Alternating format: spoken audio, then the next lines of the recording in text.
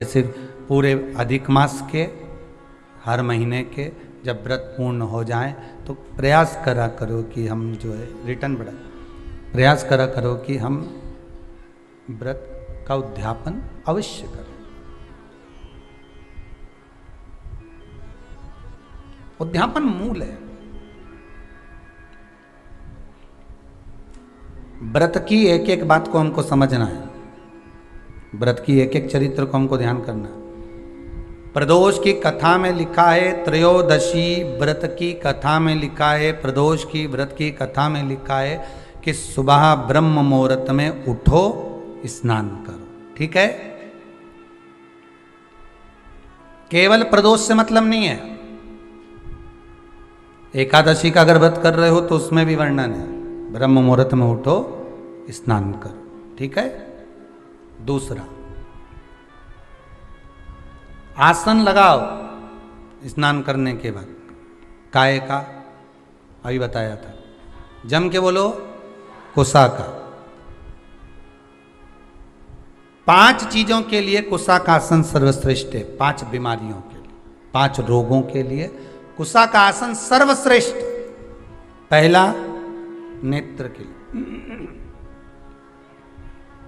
पहला नेत्र की बीमारियों के लिए कुसा का आसन श्रेष्ठ है। एक प्रयास और करिएगा,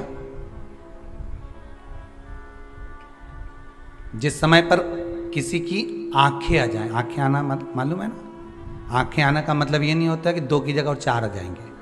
है? नहीं तो तुम कह दो कि गुरुजी बोले हैं कि आंखें आ जाए तो और अलग से एक्स्ट्रा आएगी हो। नहीं तो दुनिया के लोग बड़े जरा समझदार ज़्यादा है ना, तो उनको जरा एक एक चीज़ समझ लेना चाहिए बिल्कुल हो। नहीं तो तुम वही फिर वही वाली बात आ जाएगी। अभी फिर काली मिर्ची, फिर वही बात आ जाएगी। आंखें आने का मतलब ये नहीं होता कि 2 आंख की जगह और 4 आंख आ जाए। आंखें आने का मतलब होता है कि नयनों में एक रोग हो जाता है जिसमें उसको कीचड़ आने लगता है नेत्रों में और जाले बनने लगते हैं, उसको कहते हैं नेत्र आना, आंखें आना। ठीक है। सारी दवाई आप करा लो, डॉक्टर को दिखा लो, सब कुछ कर लो, एक प्रयास करना नेत्र के लिए कि कुसा का आसन हो, उस आसन पर बैठकर अपने दोनों पंजे जब आसन पर रखा जाए और आप आराम से बैठ जाएं, प्रयास जहाँ तक हो कि कुसा के आसन पर कपड़े से ज़्यादा स्पर्श होने की जगह पर अपने शरीर का भाग स्पर्श हो, पंजे ज़्यादा स्पर्श हो, और वहाँ बैठकर आप भगवान की भक्ति को आधा घंटा रोज प्रतिदिन करिए। 2 दिन 2.5 दिन, बस 2 दिन भी कर लिया, 2.5 दिन भी कर लिया, 3 दिन भी कर लिया, नेत्रों से जो नेत्र आना है, भले तुमने दवाई डाली ना डाली, पर वो रोग धीरे धीरे 2 दिन के अंदर समाप्ति पर आ जाएगा। 2 दिन के। हृदय के लिए कुसा का आसन महत्व रखता है। जिसको डॉक्टर ने कह दिया कि तुम्हारी नाड़ी ब्लॉक हो चुकी है, बाईपास करवाना पड़ेगा, तुम्हारी नाड़ियां चोक हो गई है, और अगर डॉक्टर कहे कि तुम्हारे पास में 22 दिन है, 25 दिन है, 1 महीना है, और तुम इसके बाद में आकर अपना बाईपास करवा लेना, बाईपास सर्जरी करवा लेना, या आपकी नाड़ियां जो चोक हो गई है वहां पर हम रिंग डाल देंगे, छल्ला डाल देंगे और वो उसको क्लियर कर देंगे। होता है कि नहीं होता? कहते हैं डॉक्टर, कईयों को कह देते हैं कि नस चोक हो गई, नाड़ी चोक हो गई। उसके लिए जिसको हृदय का रोग हो जाता है, जिसकी नाड़ियां चोक हो जाती हैं, डॉक्टर कहे बाईपास कराना पड़ेगा, और 20 दिन अगर डॉक्टर दे दे तो उसमें से 5 दिन आप कुसा के आसन पर बैठो।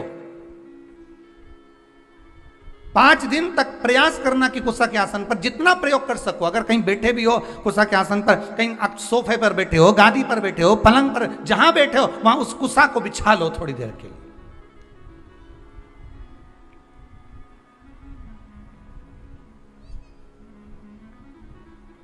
उस कुसा के आसन को आप बिछा लीजिए जहां बैठो।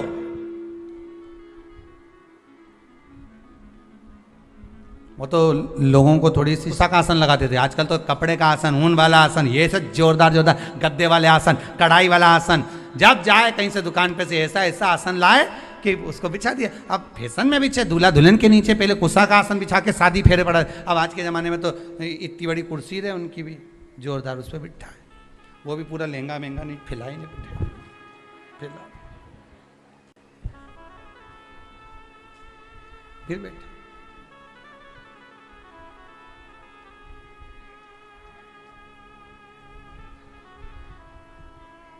कुसा का आसन।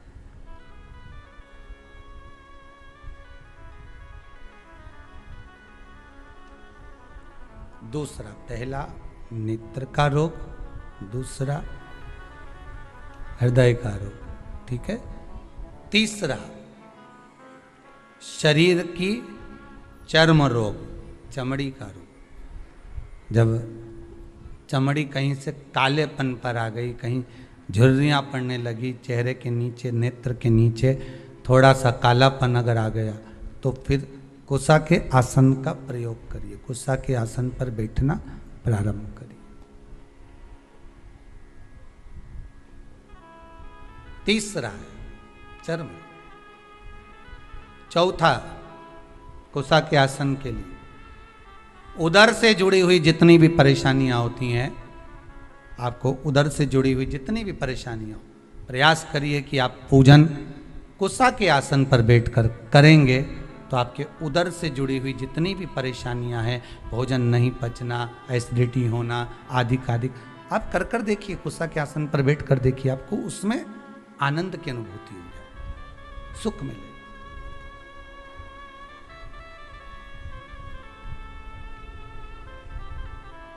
पांचवा, महाराज, कुसा का आसन मस्तिष्क के दर्द को भी रोक लेता है। कुसा का आसन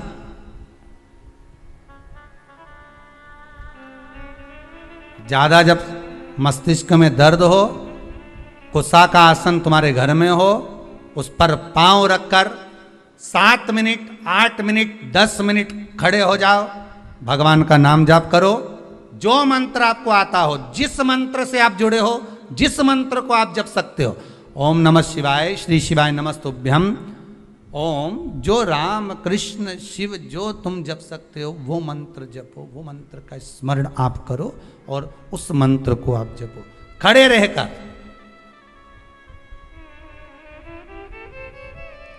10 मिनट लगेंगे, एक टेबलेट नहीं खाना पड़ेगी, सिर दर्द बंद। कुसा के आसन में वो तेज पुंज होता है, कुसा के आसन में वो बल होता है,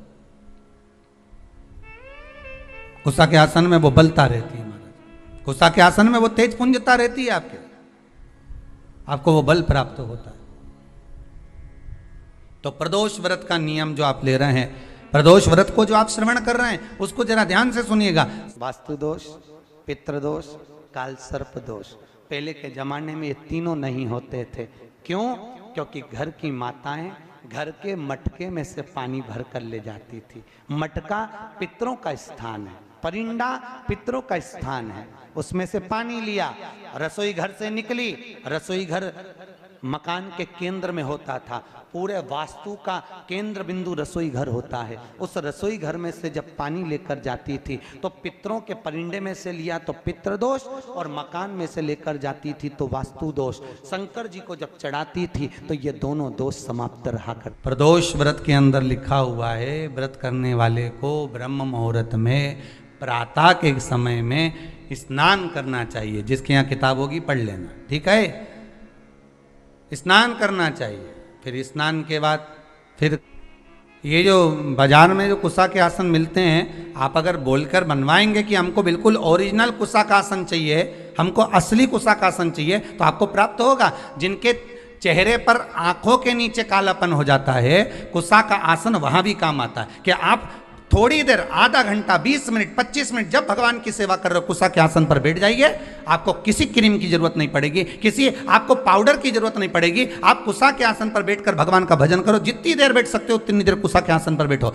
4 दिन, 8 दिन, 15 दिन कर कर देखना, आंखों के नीचे से कालापन समाप्त हो जाएगा। कुसा के आसन में वो तेज बल होता है कि नेत्र की ज्योति भी बढ़ा देता है। कुसा के आसन में वो बल होता है कि आदमी के नेत्रों पर जो चश्मा चढ़ा होता है वो तक समाप्त हो जाता है।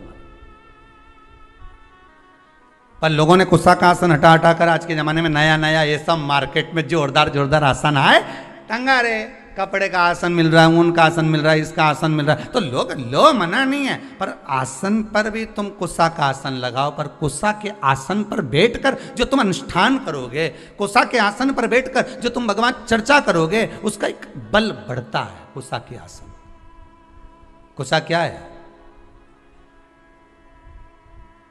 जब माता जानकी जी पृथ्वी में समा रही थी, भूमि में जा रही थी, राम जी ने रोकना चाहा, रुको जानकी, रुको सीते, सीते सीते करते करते राम जी भागे, सीता को पकड़ने ही वाले थे। माता सीता पृथ्वी में जाने लगी, केवल उनके केश जानकी जी के थोड़े से हाथ में आ गए, बस वही केश ही कुशा है, भाई केश ही कुशा है।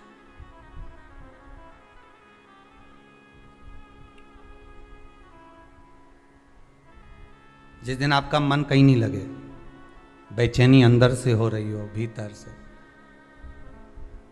हम तो ज़्यादा समय तो आपसे नहीं कहेंगे क्योंकि आप इतनी देर बैठोगे भी, सीधी सीधी बात है। हम कह भी दें कि तुम 1-2 घंटा बैठ जाओ तो नहीं बैठ सकते, तो हम तो इतना कहेंगे कि अगर आपके हृदय में बेचैनी ज़्यादा हो, मन ना लग रहा हो, आज ऐसा लग रहा है कि मुझे कुछ भी अच्छा नहीं लग रहा, आज आपको ऐसा महसूस हो रहा है कि कुछ बुरा होने वाला है, आज आपको ऐसा महसूस हो रहा है कि मेरा कोई अंग फड़क रहा है जिसके कारणवश मुझे कुछ कष्ट हो सकता है, आज मुझे स्वप्न अच्छे नहीं आए हैं, आज मेरी विचारधारणा ठीक नहीं लग रही है, आज मुझे कोई घात का योग बन रहा है, मेरे ऊपर कोई ग्रह बेकार चल रहा है, इसलिए आज मेरा मन नहीं लग रहा, आज मुझे बेचैनी, आज मैं इस मार्ग से जाऊंगा और मेरे साथ में घात होगी। तो निवेदन है, कम से कम 10 मिनट से लेकर 15 मिनट के भीतर आप कुसा के आसन पर आराम से बैठिए और बैठकर भगवान का स्मरण करिए, नारायण का, शंकर का, राम का, कृष्ण का, जिसकी मर्जी पड़ जाए उसका स्मरण, तुम्हारे गुरु मंत्र का स्मरण कर लो, तुम्हारे गुरु का स्मरण कर लो, पर करो, 15 मिनट बैठकर कर लीजिए। उसके बाद आपके हृदय में जो हलचल मची हुई थी वो एकदम शांत हो जाएगी। 15 मिनट से ज़्यादा में करना ही नहीं, तुम तो 15 मिनट करके देखो, और करके जरूर देखना कहीं सियोर वाला महाराज झूठ तो नहीं बोल रही, करके देखने में अपना क्या जाए।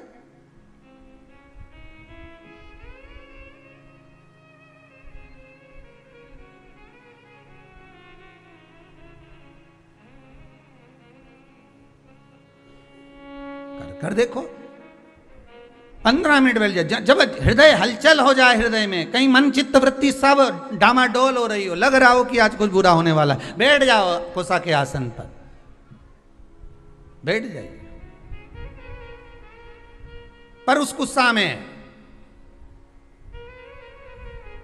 वस्त्र नहीं होना चाहिए। वस्त्र से मतलब जान लीजिएगा, बहुत अच्छे से कहेंगे, कुस्सा का जो आसन होता है उस आसन में चारों तरफ लाल कलर की लोग पट्टी लगा देते हैं, बहुत ध्यान दीजिएगा।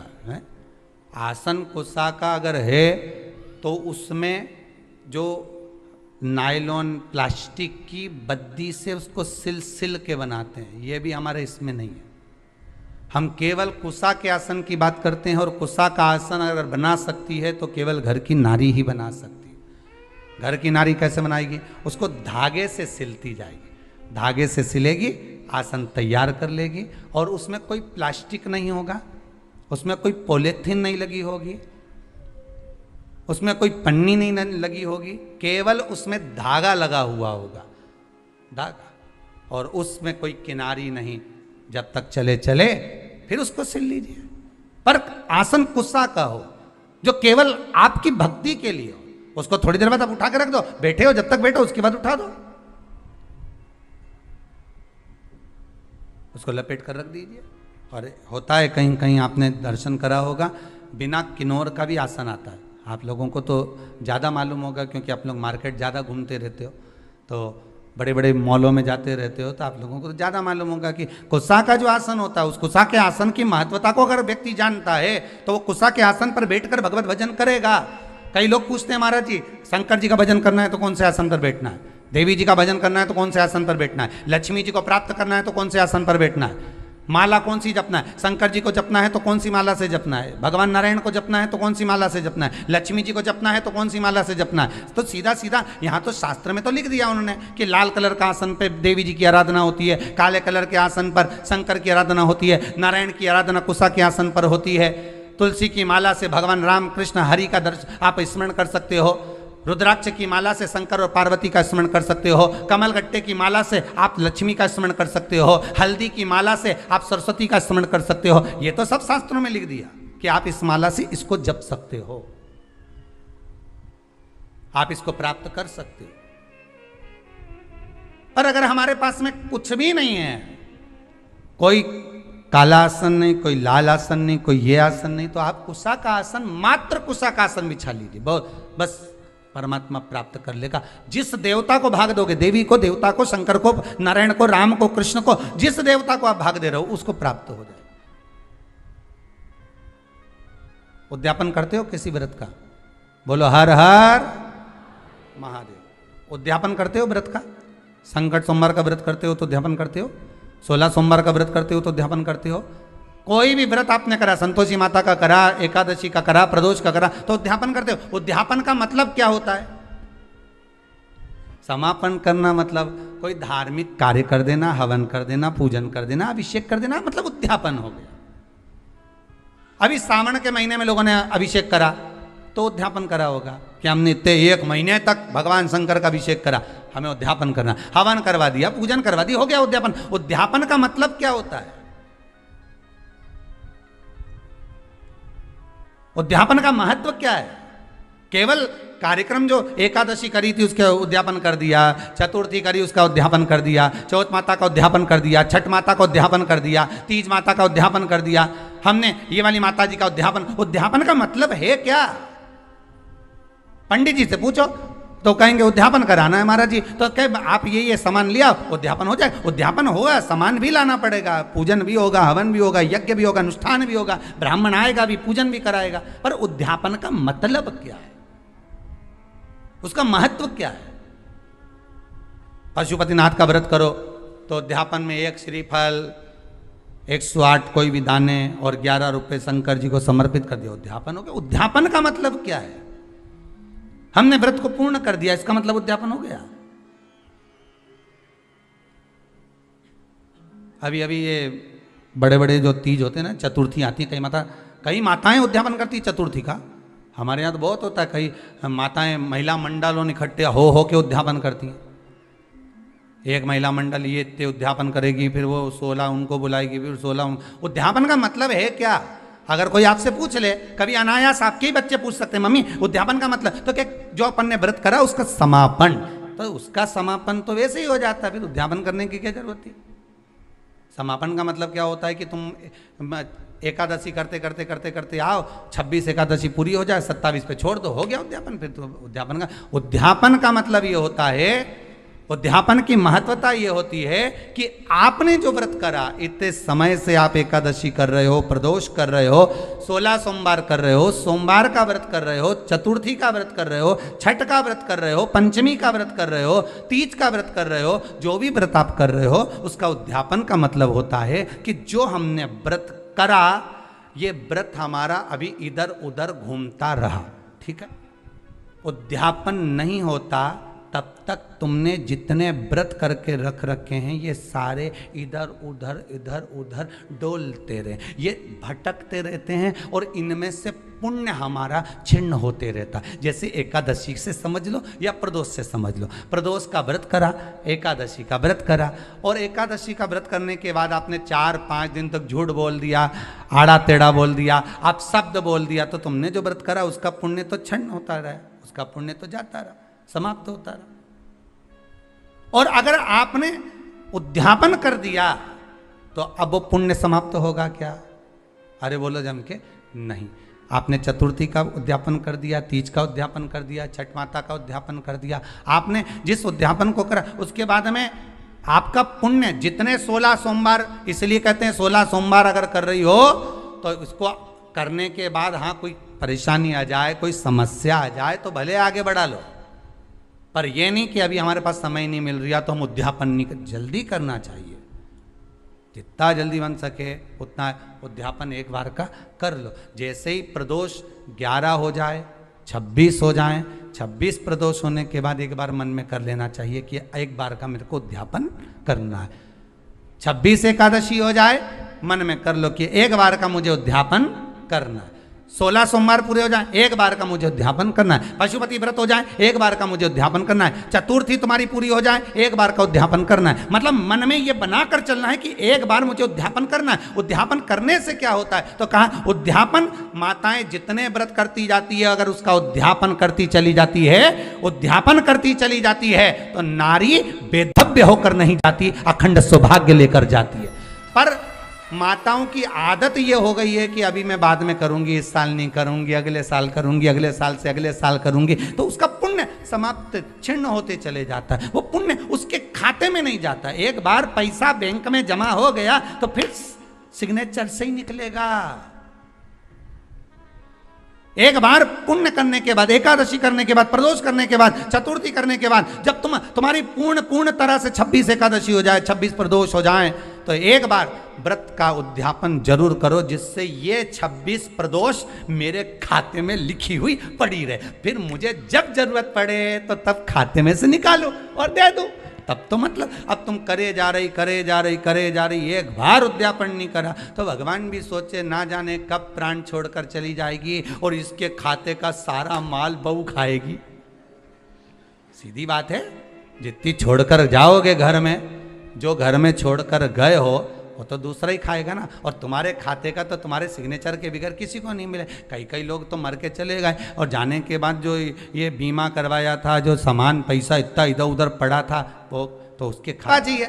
भगवान भी कहेगा नीचे तूने एकादशी तो खूब करी, नीचे तूने प्रदोष तो खूब करा, चतुर्थी भी करी, तीज भी करी, छठ भी करी, सारे व्रत तूने करे, सोमवार मंगल बुध गुरु शुक्र शनि सारे करे, उद्यापन कौन से का करा। अब उद्यापन करने के बाद जो तू 26 कर आया, 11 कर आया, उसका खाते में तेरे पड़ा हुआ है। जब तू जाएगी तेरे खाते में लिखा हुआ मिलेगा कि मैंने 26 प्रदोष करी थी, तो उसका पुण्य मेरे सामने आए।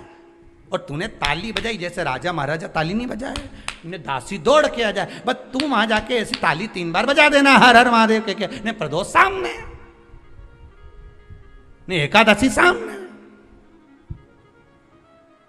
वो सामने। और फिर वो प्रदोष माता फिर प्रदोष पूछेगी, भगवान शंकर के गण पूछेंगे, तुमने ताली बजाई, हुजूर बोलिए क्या बात है। बस ये मेरे को नरक ले जा रहे हैं, 94 तरह का नरक में डालने की बात कर रहे हैं मेरे को। मैं कौन समझ जा, बस मेरे को नरक में डालने की बात कर रहे हैं। अब बोलो। तो प्रदोष तुरंत सामने आके खड़ी हो गई, क्या बात करते हो साहब, इनने 11 प्रदोष का व्रत करा है, इनने 26 प्रदोष करी, तो कि करी तो खूब सारी, पर इसने उद्यापन एक का भी नहीं करा, तो भले नहीं करा पर व्रत तो कि सील रजिस्ट्री होगी प्लाट पे तो मकान बनाने में दिक्कत नहीं आएगी। कब्जे की जगह पे अगर मकान बना होगा तो कभी भी सरकार खाली करा दे, तो सील लगवाओ। उद्यापन की ठप्पा लगना चाहिए कि हमने इतना हमारा खाते का है। यहाँ तो लोग भागवत जी कराते हैं तो भी उद्यापन करते हैं, बोलो होता कि नहीं होता। 7 दिन की भागवत के बाद हवन होता है, बोलो तो होता है नहीं। शिव महापुराण के उद्यापन में शिव पुराण पूरी होती है तो अभिषेक होता है, रोज भी होता है और आखिरी दिन बड़ा अभिषेक हो जाता है। उद्यापन तो है नहीं। भागवत पूरी होए तो लोग भंडारा करें, शिव पुराण पूरी हो तो भी लोग प्रसाद पावे। तो ये एक उद्यापन का महत्व हर जगह कि इसका पुण्य इनके खाते में जाना चाहिए, उनके खाते में पहुंचना।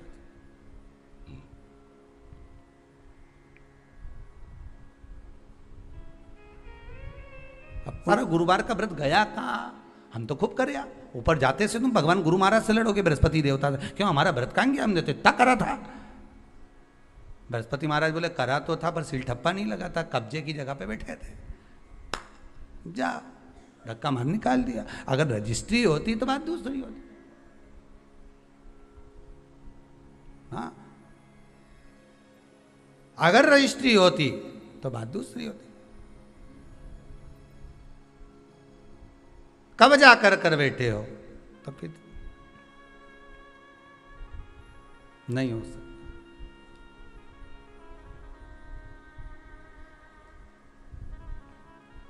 सील ठप्पा लगाना चाहिए। इस जमीन और जायदाद की रजिस्ट्री के चक्कर में मत पड़ना बिल्कुल भी। जो जरूरत की रजिस्ट्री है वो तो आज तक नहीं करवा पाए हो। कब से सोमवार का व्रत कर रहे हो रे? जब तो शादी नहीं हुई थी तुम्हारी तब से कर रही हो, अभी तक कर रही हो। हमारे तो जब से नहीं छोड़ा मैंने। जब बात करे ना माताएं इतनी जोरदार जोरदार बात करें नहीं, ये आंवला का पेड़ के नीचे कभी कभी बैठ ही जाए कुबेरेश्वर धाम में आके, और जब शाम का समय बैठे नहीं तो जब बात करेंगे तो सुनना। हम तो कब से व्रत कर रही, मैं तो सोमवार का व्रत ने मैंने तो कब से पकड़िया। नहीं तूने सोमवार के तो पकड़िया, पर महादेव ने तुझे नहीं पकड़िया। सोमवार तो तुमने पकड़िया। कब से करी रही मैं तो सोमवार का व्रत। हमारी तो शादी नहीं हुई थी जब से कर रही, और हमारा मामा जी का छोरा करवा के गया था जब से कर रही, और जो व्रत कर रही आज तक कर रही। नहीं कर तो रहे के पास तो व्रत की किताबें होंगी, उन किताबों में पढ़ना। उसमें लिखा है कि एकादशी का व्रत करो तो रात्रि को जागरण करो। बोलो लिखा कि नहीं लिखा?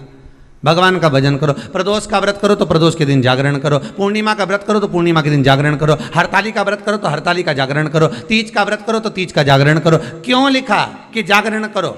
क्यों लिखा कि भगवत भजन करना है? जिस दिन तुम्हारा व्रत रहे उस दिन तुम्हें भगवत भजन करना, उस दिन रात्रि का जागरण करना। उसमें यह नहीं लिखा कि रात भर आपको भजन, उसमें तो लिख दिया जागरण करना। जागरण का मतलब क्या होता है कि भगवान की भक्ति में डूब जाना, संसार की वस्तुओं में नहीं, आसक्तियों में नहीं, तृष्णा में नहीं, लोभ में नहीं।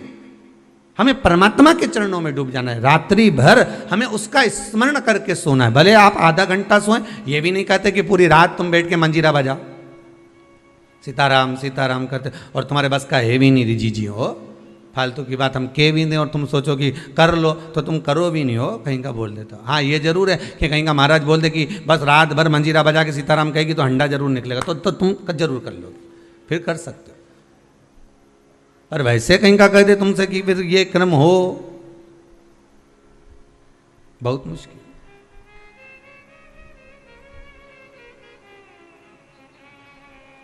हम ये नहीं कहते कि तुम रात भर जागरण करो, हम तो इतना कहते हैं कि पूजन करना, एकादशी करना, प्रदोष करना, पूर्णिमा करना, या सोमवार करना, या मंगलवार करना, या बुधवार करना, या गुरुवार, शुक्रवार, शनिवार, जिस व्रत को स्त्री और पुरुष कर रहे हैं उस व्रत के दिन रात्रि के समय सोने से पहले कम से कम आधा घंटा तो भगवान का नाम ले लो।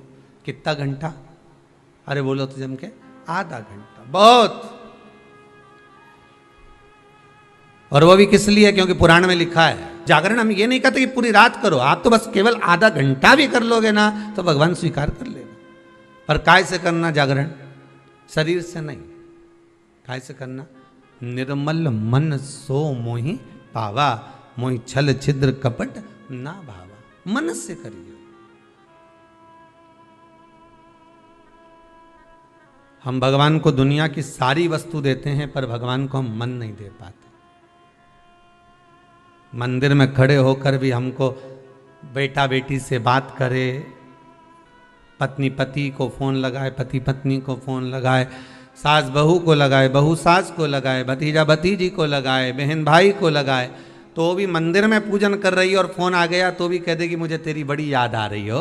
अब भगवान के चरणों में बैठी भगवान की पूजन कर रही, भगवान की अर्चना कर रही, भगवान से निवेदन कर रही, और फोन लगाकर दूसरे से कर रही कि मुझे तेरी याद आ रही, तो भगवान को कितना बुरा लगेगा? कितना बुरा लगेगा कि बेटी है। फिर देखो भगवान तुम्हारे व्रत का फल देता है कि नहीं देता। फिर देखो भगवान तुम्हें फल प्रदान करता है कि नहीं करता। फिर आप ये नहीं कहोगे कि मैंने इतने व्रत करे और भगवान ने नहीं सुने। फिर भगवान सुनेगा। भगवान कहते हैं कि व्रत तो करती है पर मन नहीं लगाती है, भोग तो लगाती है पर भाव से नहीं जिमाती है।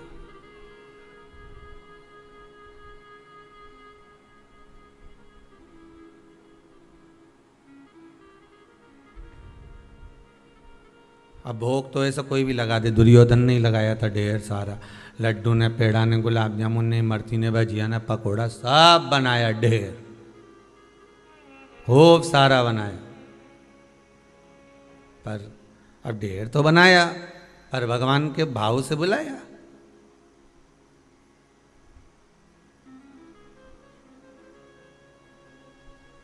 कि भक्तों के घर भी सांवरे आते रहा करो, दर्शन के नैन बांवरे दर्शन दिया करो। कहते हैं प्रेम से प्रभु छिल के भी खा गए,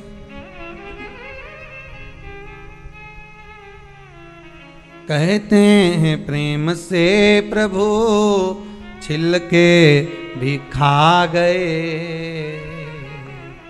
शबरी के झूठे बेर भी खाते रहा करो, दर्शन के नैन बांवरे दर्शन दिया करो। भक्तों के घर भी सांवरे आते रहा करो। भाव चाहिए भगवान को। आपका धन दौलत संपदा सत्ता वैभव ये कुछ भी परमात्मा को नहीं चाहिए। आपसे कुछ नहीं चाहिए। भगवान कहता है कि मुझे मेरा दिया हुआ मत दे, जो तेरा है वो मुझे दे दे। कितना सुंदर पहले भी कहा, फिर कहते हैं कि अहंकार आपका अपना है, और जब अहंकार आप भगवान को दे दोगे तो आप तो वैसे ही सृष्ट हो जाओगे।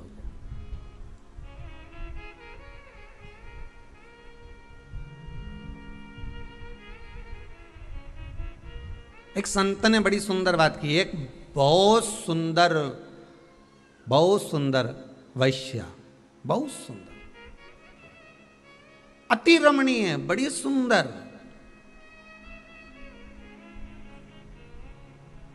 जिसकी सुंदरता का कोई बखान ही नहीं कर सकता, इतनी सुंदर थी। सब लोग उसका बखान कर रहे थे, बड़ा सुंदर है वो, बड़ी सुंदर है वो, बड़ी सुंदर है। उसके नैन बड़े बड़े हैं, उसकी नासिका बड़ी सुंदर है, उसके अधर बड़े सुंदर, उसके कर्ण बड़े सुंदर, उसके कपोल बड़े सुंदर, उसके केश बड़े सुंदर। संत के पास खबर पहुंची, संत निकल कर जा रहे थे, तो संत ने कहा कि आप कह रहे हो कि इतनी सुंदर है, पर मुझे लगता है कि मेरे त्रिकालदर्शी से ज्यादा सुंदर नहीं हो सकता, मेरे भगवान से ज्यादा सुंदर नहीं हो सकता। तेरी प्रतिमा इतनी सुंदर तो कितना सुंदर होगा, उससे ज्यादा सुंदर नहीं हो सकती।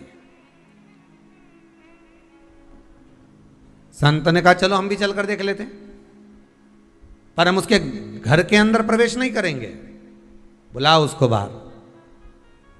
वैश्या को बाहर बुलाया गया। जैसे ही बाहर बुलाया, संत ने कहा तुम इसकी बात कर रहे हो, इसकी बात कर रहे हो कि ये इतनी सुंदर है। संत ने कहा व्यक्ति कितना भी सुंदर हो, चाहे उसके चेहरे पे हीरे लटक रहे हो। संत बोला पर इसकी जो परछाई है वो तो काली ही है। संत बोले इसकी परछाई गोरी है क्या? आप लोगों में से जितने भी हैं जो रोज दर्पण देखते हैं, चौटी भी करते हैं, बढ़िया सुंदर श्रृंगार भी करते हैं, 50 बार विचार भी करते हैं कि मैं कितनी सुंदर, कि आज जोरदार लग रही, ने लहंगा ने चोली ने चुंदड़ी सब पहनी, बड़ी सुंदर दिखे। पर अभिमान किस चीज का करें? अगर सुंदरता का अभिमान आए तो एक बार चलते हुए रास्ते में अपनी परछाई जरूर देख लेना कि आप कितने भी सुंदर हो पर परछाई काली है। उसी तरह संसार की जितनी वस्तुएं हमको प्राप्त हो रही है, संसार की इस सुंदरता में दुख भी है, इसमें कालोच भी है, इसमें परछाई भी है। तो कहा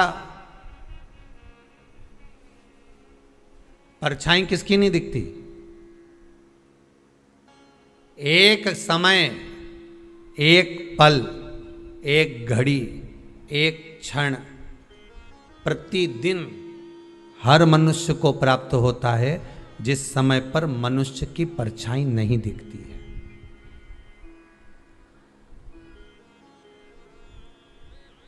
उस समय पर आपको अपनी परछाई नहीं दिखेगी। वो कितनी बजे? दोपहर ठीक 12 बज रहे हो। कितने? जम के बोलिए जरा। आपकी घड़ी के आगे पीछे हो सकता है, अगर घड़ी आगे पीछे होगी तो भले परछाई दिख जाएगी, पर ठीक अभिजीत मुहूर्त में ठीक दोपहर के 12 बज रहे हो और सूर्य तुम्हारे मस्तक पर होगा, उस समय पर परछाई दिखेगी क्या? नहीं। सूर्य थोड़ा सा भी पीछे हुआ, आगे हुआ तो परछाई दिखेगी, पर ठीक सूर्य तुम्हारे मस्तक पर होगा तो परछाई नजर नहीं आएगी। शिव महापुराण की कथा कहती है जिस समय पर तुम्हारे मस्तक पर सूर्य होता है उस समय पर परछाई नहीं दिखती, उस समय पर केवल तुम ही नजर आते हो, उस समय पर केवल तुम ही रह जाते हो। उसी तरह जिस समय पर तुम्हारे मस्तक पर शंकर की कथा, शिव महापुराण और शंकर के चरण विराजमान होते हैं, तब व्यक्ति को कुछ नजर नहीं आता, केवल महादेव ही नजर आता है, केवल शिव ही नजर आता है, कोई दूसरा नहीं दिख सकता, कोई परछाई नजर नहीं आ सकती। हमें हमारा अंधेरा तत्व नजर नहीं आ सकता, हमें हमारी कालोच नजर नहीं आ सकती, उसमें केवल शिव ही दिखेगा।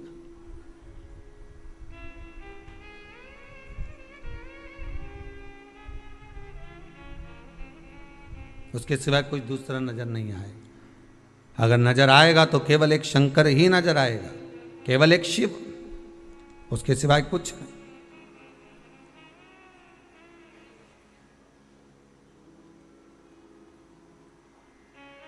जल्दी से भगवान हमें धन दे दे, वैभव दे दे, सत्ता दे दे, पर भगवान बहुत धीरे धीरे सुनता है, बहुत धीरे धीरे। कारण क्या है? शिव महापुराण की कथा कहती है कारण एक है, भगवान देखता सब कुछ है, मेरा मालिक, मेरा दातार, मेरा दयालु, मेरा कृपालु, मेरा दानी दातार, देखता सब कुछ है, सब कुछ देखता,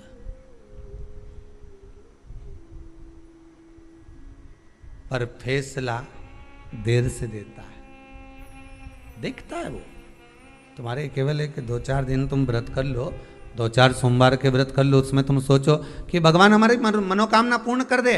कई कई माताएं ऐसी हैं हर साल संकट सोमवार करती हैं, हर साल 16 सोमवार करती हैं, ना जाने कितनी बार तो उन्होंने लक्ष्मी के व्रत कर लिए, ना जाने कितनी बार सोमवार के व्रत कर लिए, ना जाने कितनी बार उन्होंने कितने व्रत धारण कर लिए। उसके बाद भी माताएं विचार करती है कि अभी तक हमारा ये कार्य क्यों नहीं हुआ, क्योंकि तुम, भगवान सब देख रहा है कि कितना तुमने व्रत करा, कितनी साधना करी, कितनी उपासना करी, पर भगवान उसका फल जो देगा, भगवान जो फल प्रदान करेगा, वो थोड़ा फैसला जो देता है वो थोड़ा रुक कर देता है, आराम से देता है, देख कर देता है कि कितना फल देना है, इसको क्या प्रदान करना है, कैसे प्रदान करना है, कितना देना है, ये भगवान देख लेता। भजन होता होता तो ईमानदारी से बोलो, जो आंख से अंधा होता वो भगवान को कैसे प्राप्त करता? बोलो सही है कि गलत है? जो कान से सुनाई नहीं देता तो उसको भगवान मिलता क्या कभी?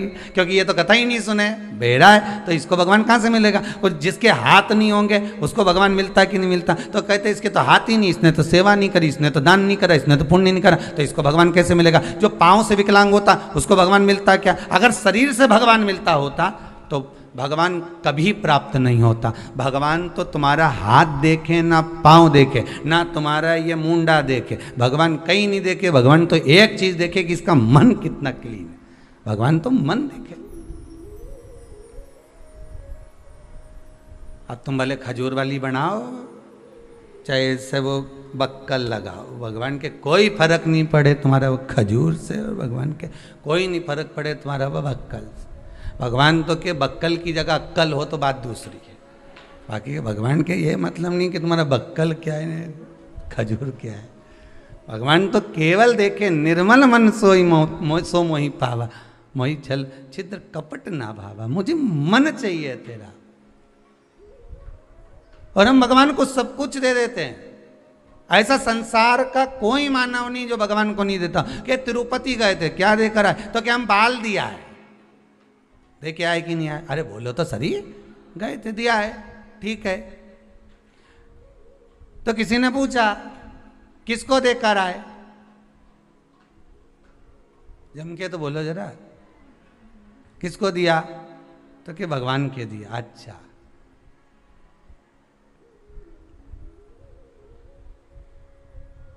भगवान आकर बोले थे? जम के तो बोलो जरा। नहीं, बोला किसने था? और साथ में जो दोस्त गया था ना, मेरा बेस्ट फ्रेंड, उसने अपने बाल दिए थे। मैंने सोचा भगवान जल्दी प्रसन्न होगा, मैं भी दिया।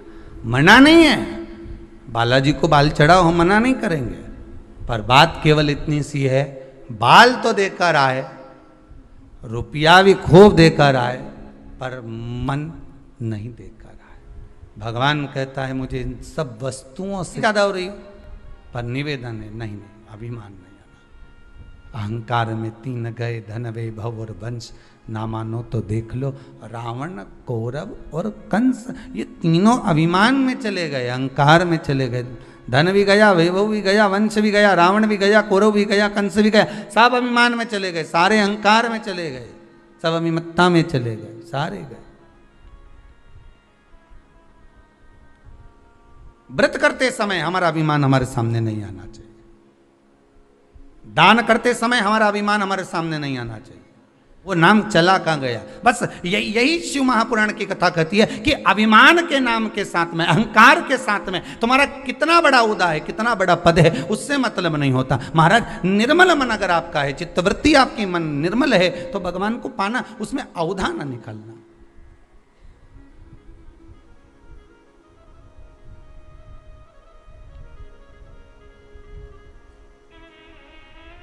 जिस दिन व्रत करो, छोटे से छोटा भी व्रत, आप सोमवार भी कर रहे हो ना, साधारण सा सोमवार का व्रत कर रहे हो, मंगलवार, बुधवार, गुरुवार, जो साधारण सा कर रहे हो, उस समय भी आपका भाव, बस आज विचार कर लेना कि हम अपने भीतर से अहंकार को रखेंगे नहीं, और अहंकार त्याग कर मैं व्रत करूंगी। अब उठाओ व्रत की किताब, जितनी भी किताब आपके पास में अपनी अलमारी में रखी हो व्रत की। अभी थोड़े दिन बाद तीज का व्रत आने वाला होगा, हरतालिका तीज, बड़ी तीज, छोटी तीज, चतुर्थी, छठ, सब आएगी। सबकी किताब है तुम्हारे घर में, ऐसा नहीं है कि तुम्हारे घर में किताब नहीं हो। बड़ी चतुर हो तुम लोग, ईमानदारी की बात, क्योंकि तुम लोग जब व्रत करती हो तो पोथी पढ़ती भी हो, तो सबके घर में किताब रखी है, सत्यनारायण भगवान की भी रखी है, सबके घर में पोथी रखी है। तीज माता की किताब निकाल लेना, छठ माता की निकाल लेना, हर छठ की निकाल लेना, आप प्रदोष की निकाल, उसमें लिखा है प्रातः काल में उठकर सबसे पहले स्नान करिए, लिखा कि नहीं लिखा? उसके बाद में फिर ये काम करिए। तो उसमें लिखा है कि स्नान करो। क्या लिखा है? स्नान करो। उसमें यह नहीं लिखा कि नहाओ।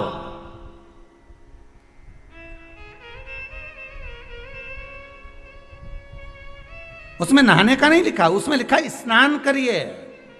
नहाने और स्नान में अंतर है। नहाने के लिए लोग बाथरूम में जाते हैं, नहाने के लिए लोग गंगा, यमुना, सरस्वती, सरयू आदि अन्य नदियों में जाते हैं। खूब साबुन लगाया, शैम्पू भी लगाया, खूब जोरदार फेस वॉश भी लगाया, खूब नहाए। तो इसमें किताब में जो लिखा, तुम्हारे घर में भी जो किताब उसमें पढ़ना, उसमें लिखा स्नान करिए सबसे पहले। तो स्नान और नहाने में अंतर है। नहाने का मतलब है कि बाथरूम में गए, सर्फ साबुन लगाया, नहा लिए। नहाने से केवल शरीर साफ होगा, और स्नान का मतलब होता है कि किसी सदगुरु के पास बैठकर, भगवान के सामने बैठकर, एक आसन कुशा का लगाकर उस पर बैठकर भगवान का भजन कर लेना, मतलब स्नान हो गया। या शरीर साफ नहीं करना, या मन साफ करना, आत्मा को निर्मल करना।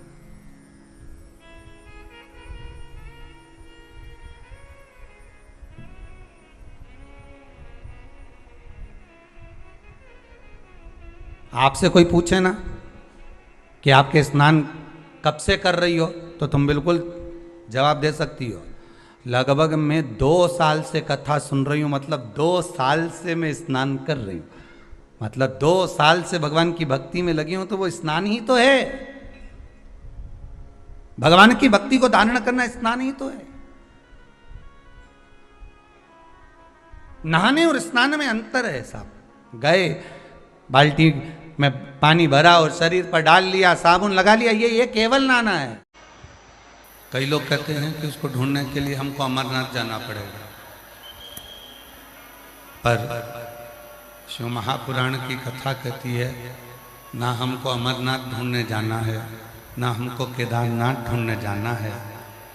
हम उस विश्वनाथ को, स्वयं को उसका अपना समझकर जब हम पुकारते हैं तो हमारा विश्वनाथ हमारा भरण पोषण करने के लिए हमारे हृदय में आकर तुरंत बैठ जाता है। उसको ढूंढने जाने की जरूरत नहीं पड़ती, केवल उसको पुकारा जाए, केवल उसको पुकार लो और वो आकर खड़ा हो जाए।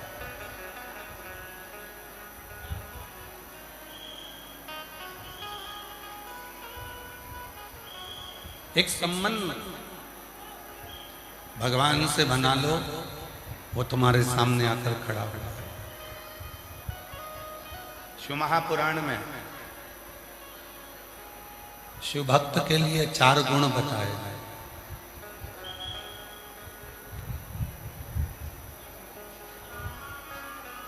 शिव जी के भक्त के लिए 4 गुण कहे गए। पहले नंबर का गुण है संयम, दूसरे नंबर का गुण है सदाचार, तीसरे नंबर का गुण है स्नेह और चौथे नंबर का गुण है सेवा।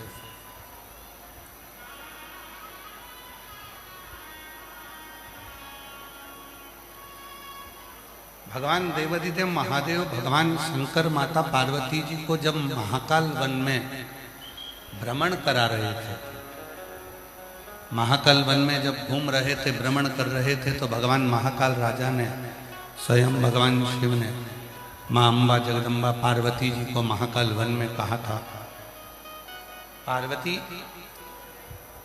शिव भक्त का सबसे बड़ा गुण होता है उसके भीतर का संयम।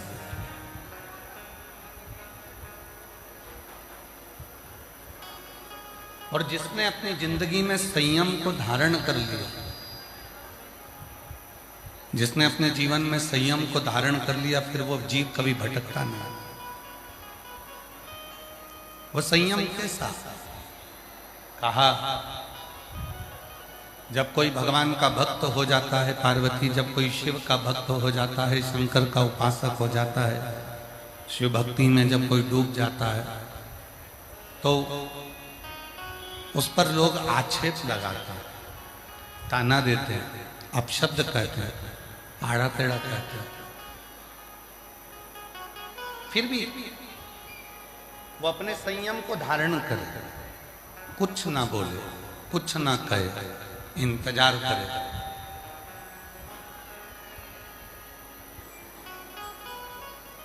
बच्चा जब छोटा रहता है ना, उसका कहीं झगड़ा हो जाता है, और छोटे से बच्चे का, छोटे से बेटे का, छोटे से बेटी का जब झगड़ा होता है,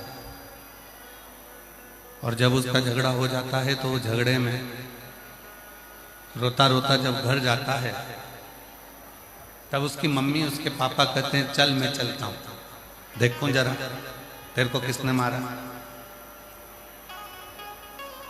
चल मैं चलता हूं। किसकी हिम्मत है?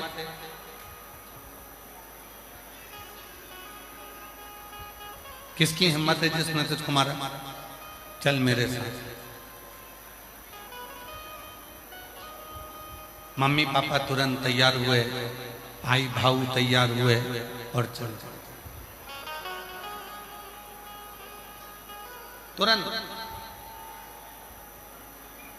अब उन्होंने ये भी नहीं देखा कि मेरे बेटे की गलती है कि सामने वाले की गलती, मेरे बच्चे की गलती है कि सामने वाले की गलती है। उसने ये नहीं देखा, उसने तो कहा चल तुझे तकलीफ है ना, तेरा झगड़ा हुआ है ना, चल मेरे साथ चल।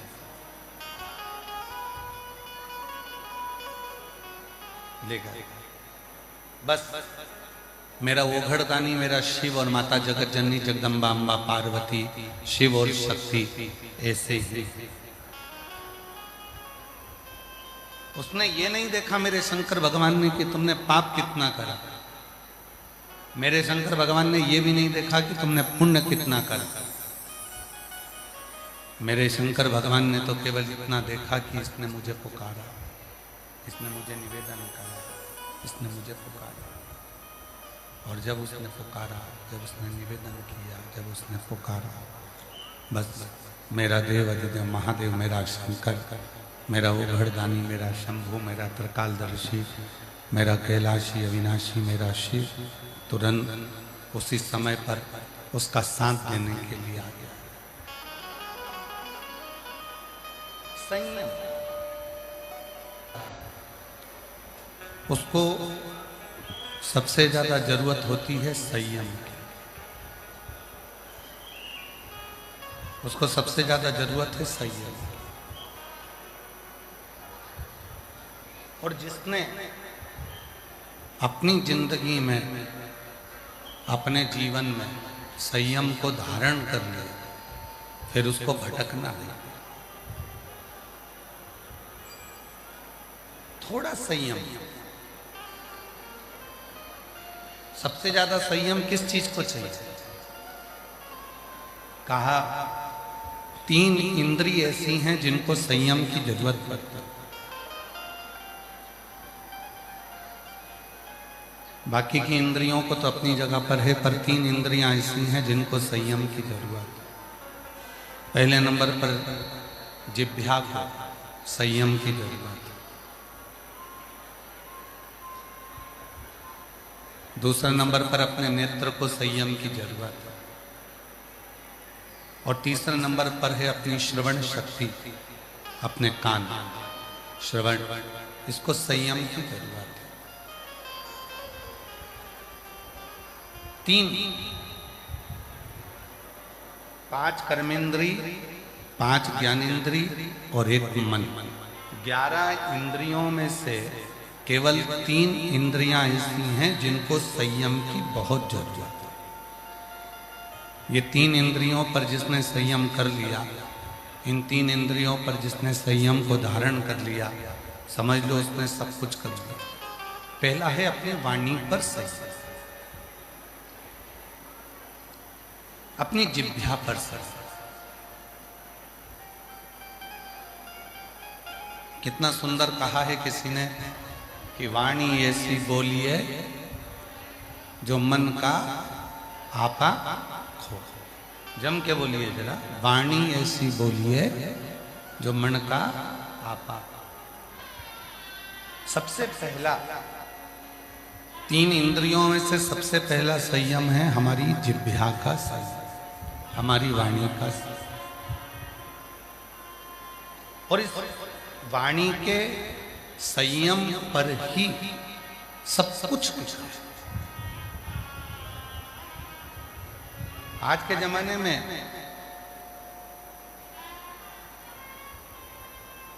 सास बुरी नहीं है,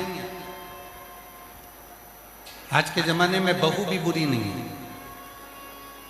ना सास बुरी है, ना बहू बुरी है, ना ससुर बुरा है, ना पति बुरा है, ना पत्नी बुरी है, ना देवर, ना जेठानी, ना जेठ, ना ननन, ना नंदोई, कोई बुरा नहीं है। सबसे ज्यादा बुरी है आपकी जिह्वा, आपकी वाणी।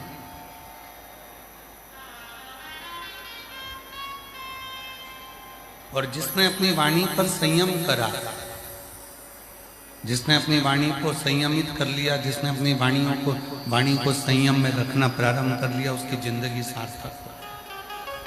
पहले एक प्रसंग सुनाया था, आज फिर वो प्रसंग स्मरण में आया।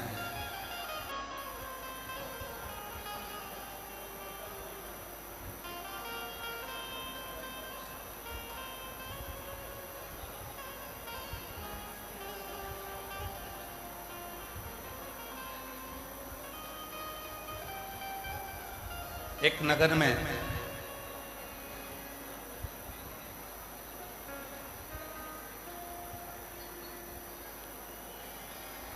एक नगर सेठ रहता था अच्छा,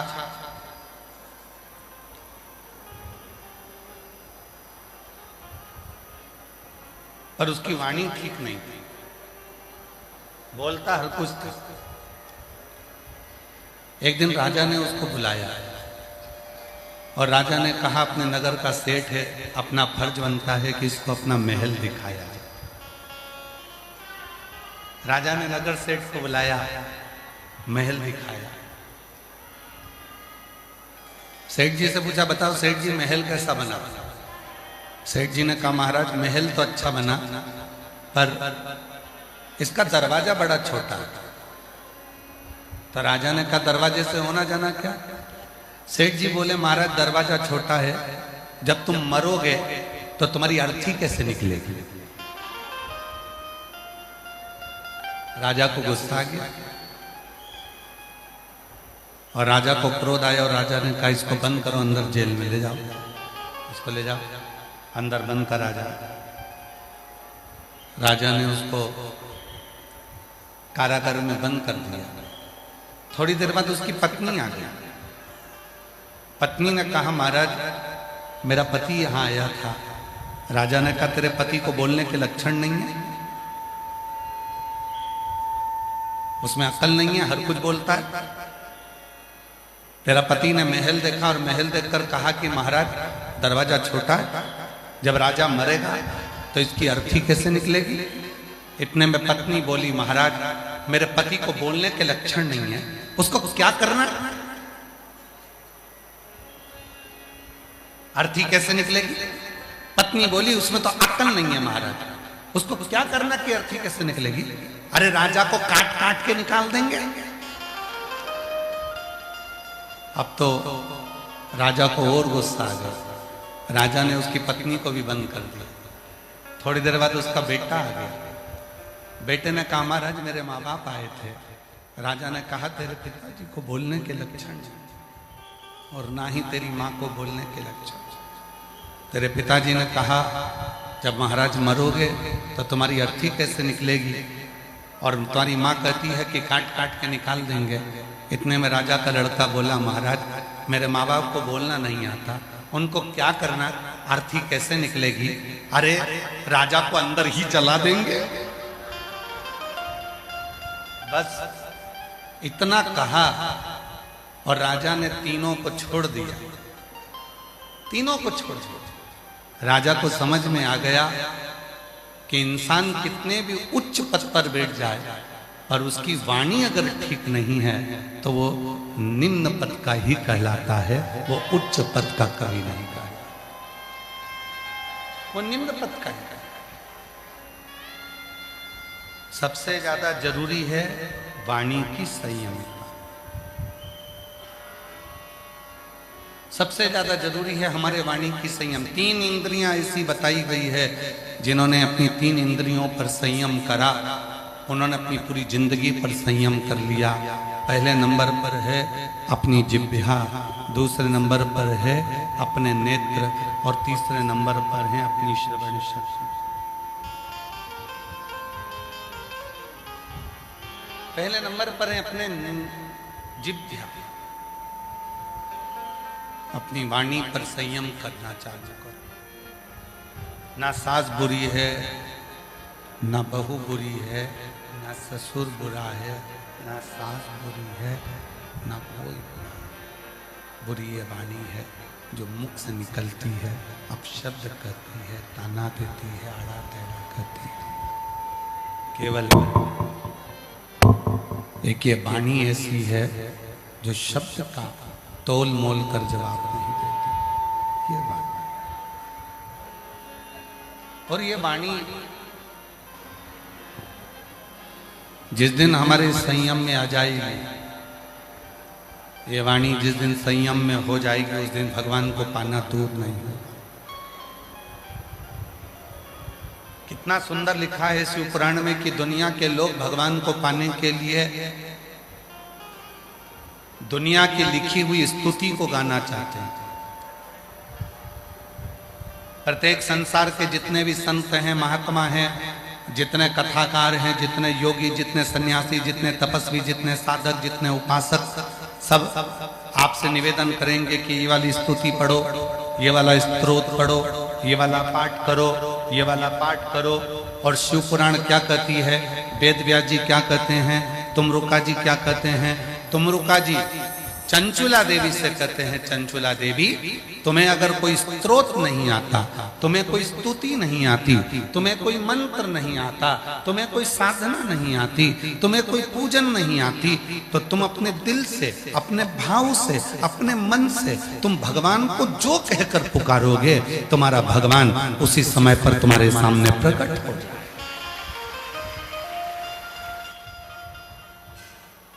उसी समय तुम्हारा भगवान तुम्हारे सम्मुख में प्रकट हो। उसी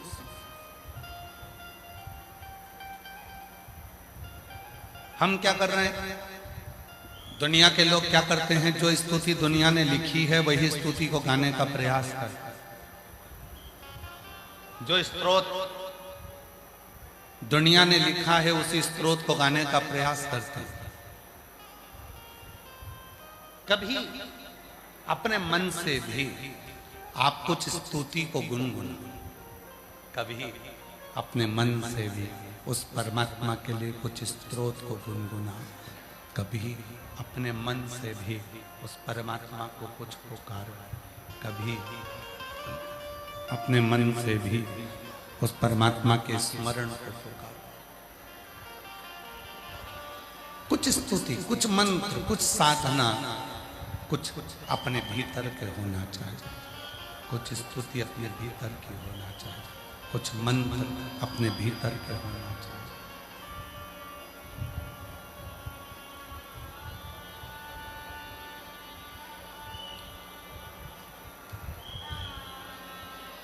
किसी ने कहा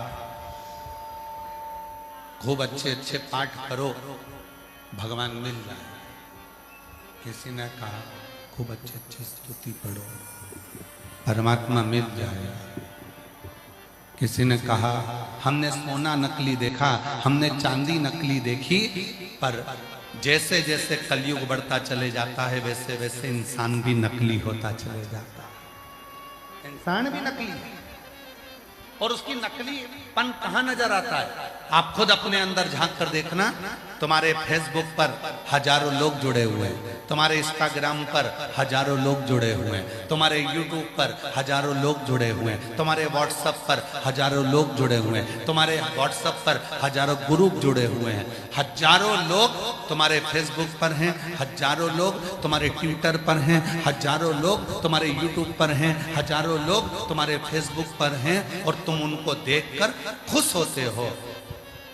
पर असलियत क्या है?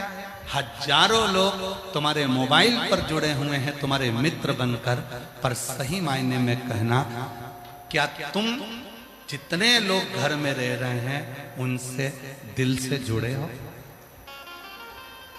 अपने मम्मी से, अपने पापा से, अपने भाई से, अपनी बहन से, अपनी भाभी से, अपने भैया से, अपने मासी से, मासा से, मामा से, मामी से, काका से, काकी से, किसी से? व्हाट्सएप पर बैठकर मैसेज में बात करने का आपके पास समय होता है दूसरों से, इंस्टाग्राम पर बात करने का समय होता है दूसरों से, फेसबुक पर बात करने का समय होता है दूसरों से, यूट्यूब पर जवाब देने का समय होता है दूसरों से, पर घर में 5 लोग निवास करते हैं, 4 लोग रहते हैं और एक दूसरे से बात करने की फुर्सत आज के व्यक्ति को नहीं होती। इससे बड़ा नकली व्यक्ति और कहाँ होगा? इससे बड़ा नकली व्यक्ति कहाँ होगा? घर में प्रवेश करो, रात्रि का विश्राम करो, पत्नी और पति दोनों मोबाइल को उठाकर थोड़ा कोने में रख दो। बच्चों से बात करो तो थोड़ी देर के लिए मोबाइल उठाकर कोने में रख दो। बच्चे अपने माँ बाप से बात करें तो अपना मोबाइल उठाकर कोने में रख दो। जिस माँ बाप ने तुमको जन्म देने के लिए 9 महीना माँ ने गर्भ में रखा, उसको तुम 9 मिनट नहीं देते। जिस पिता ने कमा कमा कर अपनी पूरी जिंदगी का धन तुमको दे दिया, उसको तुम 2 मिनट नहीं दे पाते। और केवल एक mother's day, father's day, children's day, केवल इन डे पर तुम विश कर दो और फोटो लगा दो और सोचो कि मैं मेरी मम्मी को बहुत प्यार करता हूँ, पक्के झूठेले दूसरों को बेवकूफ़ बनाते हो। फोटो लगाकर दूसरों को बस आकर्षित करते हो कि मैं मेरी मम्मा को बहुत प्रेम करता हूँ। मम्मा से उस दिन प्रेम होगा जिस दिन तेरी माँ की आंख में आंसू ना होगा। मम्मा से उस दिन प्रेम होगा जिस दिन तेरी माँ की आंखों में आंसू ना हो। 33 कोटि। कई लोग कहते हैं कि उसको ढूंढने के लिए हमको अमरनाथ जाना पड़ेगा, पर शिव महापुराण की कथा कहती है ना हमको अमरनाथ ढूंढने जाना है, ना हमको केदारनाथ ढूंढने जाना है। हम उस विश्वनाथ को, स्वयं को उसका अपना समझकर जब हम पुकारते हैं तो हमारा विश्वनाथ हमारा भरण पोषण करने के लिए हमारे हृदय में आकर तुरंत बैठ जाता है। उसको ढूंढने जाने की जरूरत नहीं पड़ती, केवल उसको पुकारा जाए, केवल उसको पुकार लो और वो आकर खड़ा हो जाए।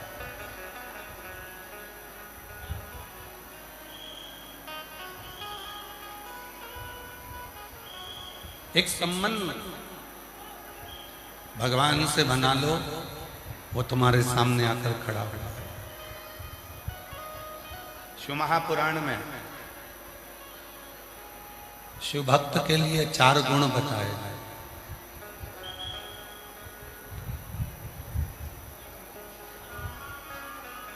शिव जी के भक्त के लिए 4 गुण कहे गए।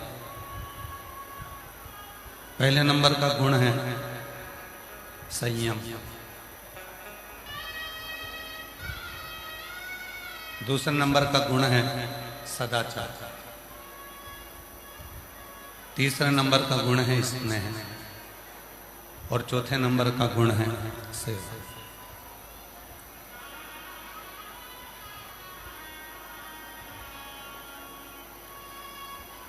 भगवान देवाधिदेव महादेव भगवान शंकर माता पार्वती जी को जब महाकाल वन में भ्रमण करा रहे थे, महाकाल वन में जब घूम रहे थे, भ्रमण कर रहे थे, तो भगवान महाकाल राजा ने, स्वयं भगवान शिव ने माँ अम्बा जगदम्बा पार्वती जी को महाकाल वन में कहा था, पार्वती, शिव भक्त का सबसे बड़ा गुण होता है उसके भीतर का संयम।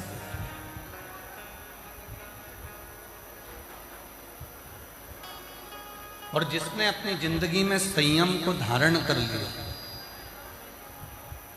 जिसने अपने जीवन में संयम को धारण कर लिया, फिर वो जीव कभी भटकता नहीं। वो संयम के साथ कहा, जब कोई भगवान का भक्त हो जाता है, पार्वती जब कोई शिव का भक्त हो जाता है, शंकर का उपासक हो जाता है, शिव भक्ति में जब कोई डूब जाता है, तो उस पर लोग आक्षेप लगाते हैं, ताना देते हैं, अपशब्द कहते हैं, आड़ा टेढ़ा कहते हैं। फिर भी वो अपने संयम को धारण करे, कुछ ना बोले, कुछ ना कहे, इंतजार करे।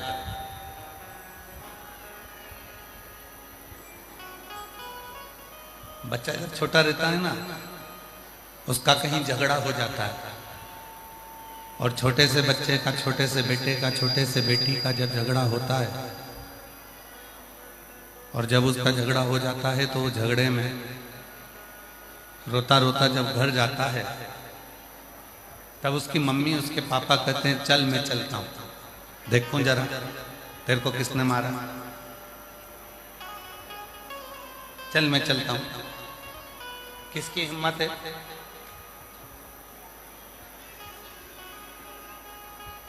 किसकी हिम्मत है जिसने तुझको मारा? चल मेरे साथ। मम्मी पापा तुरंत तैयार हुए, भाई भाऊ तैयार हुए और चल तुरंत। अब उन्होंने ये भी नहीं देखा कि मेरे बेटे की गलती है कि सामने वाले की गलती। मेरे बच्चे की गलती है कि सामने वाले की गलती है, उसने ये नहीं देखा। उसने तो कहा चल तुझे तकलीफ है ना, तेरा झगड़ा हुआ है ना, चल मेरे साथ चल।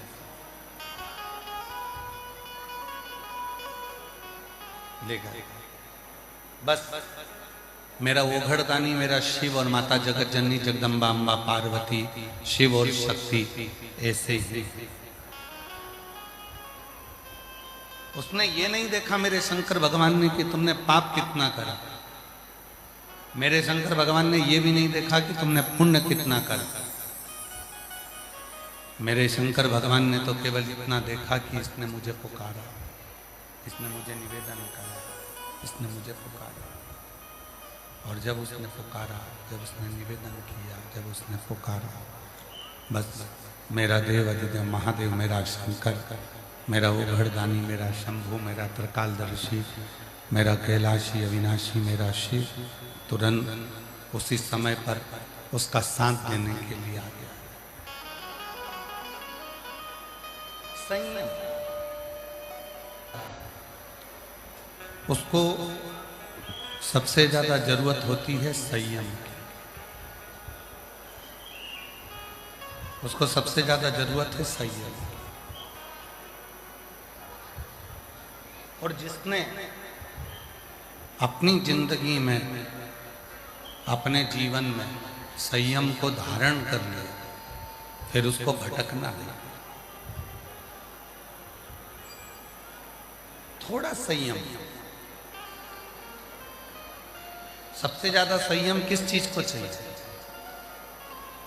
कहा 3 इंद्रिय ऐसी हैं जिनको संयम की जरूरत पड़ती है। बाकी की इंद्रियों को तो अपनी जगह पर है, पर 3 इंद्रियां ऐसी हैं जिनको संयम की जरूरत है। पहले नंबर पर जिह्वा को संयम की जरूरत है। दूसरे नंबर पर अपने नेत्र को संयम की जरूरत है। और तीसरे नंबर पर है अपनी श्रवण शक्ति, अपने कान, श्रवण, इसको संयम की जरूरत है। 3, 5 कर्मेंद्री, 5 ज्ञानेंद्री और 1 मन। 11 इंद्रियों में से केवल 3 इंद्रियां ऐसी हैं जिनको संयम की बहुत जरूरत है। ये 3 इंद्रियों पर जिसने संयम कर लिया, इन 3 इंद्रियों पर जिसने संयम को धारण कर लिया, समझ लो उसने सब कुछ कर लिया। पहला है अपनी वाणी पर संयम, अपनी जिह्वा पर संयम। कितना सुंदर कहा है किसी ने कि वाणी ऐसी बोलिए जो मन का आपा खो। जम के बोलिए जरा, वाणी ऐसी बोलिए जो मन का आपा। सबसे पहला 3 इंद्रियों में से सबसे पहला संयम है हमारी जिह्वा का संयम, हमारी वाणी का संयम। और इस वाणी के संयम पर ही सब कुछ है। आज के जमाने में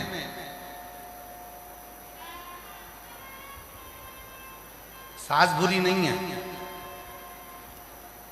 आज के जमाने में बहू भी बुरी नहीं है। ना सास बुरी है, ना बहू बुरी है, ना ससुर बुरा है, ना पति बुरा है, ना पत्नी बुरी है, ना देवर, ना जेठानी, ना जेठ, ना ननन, ना नंदोई, कोई बुरा नहीं है। सबसे ज्यादा बुरी है आपकी जिह्वा, आपकी वाणी।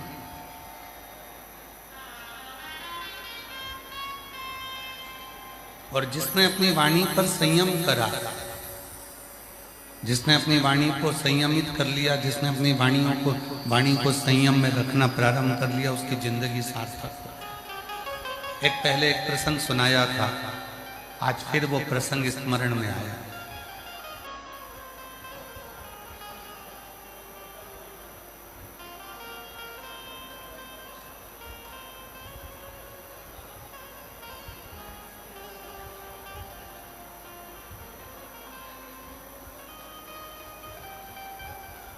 एक नगर में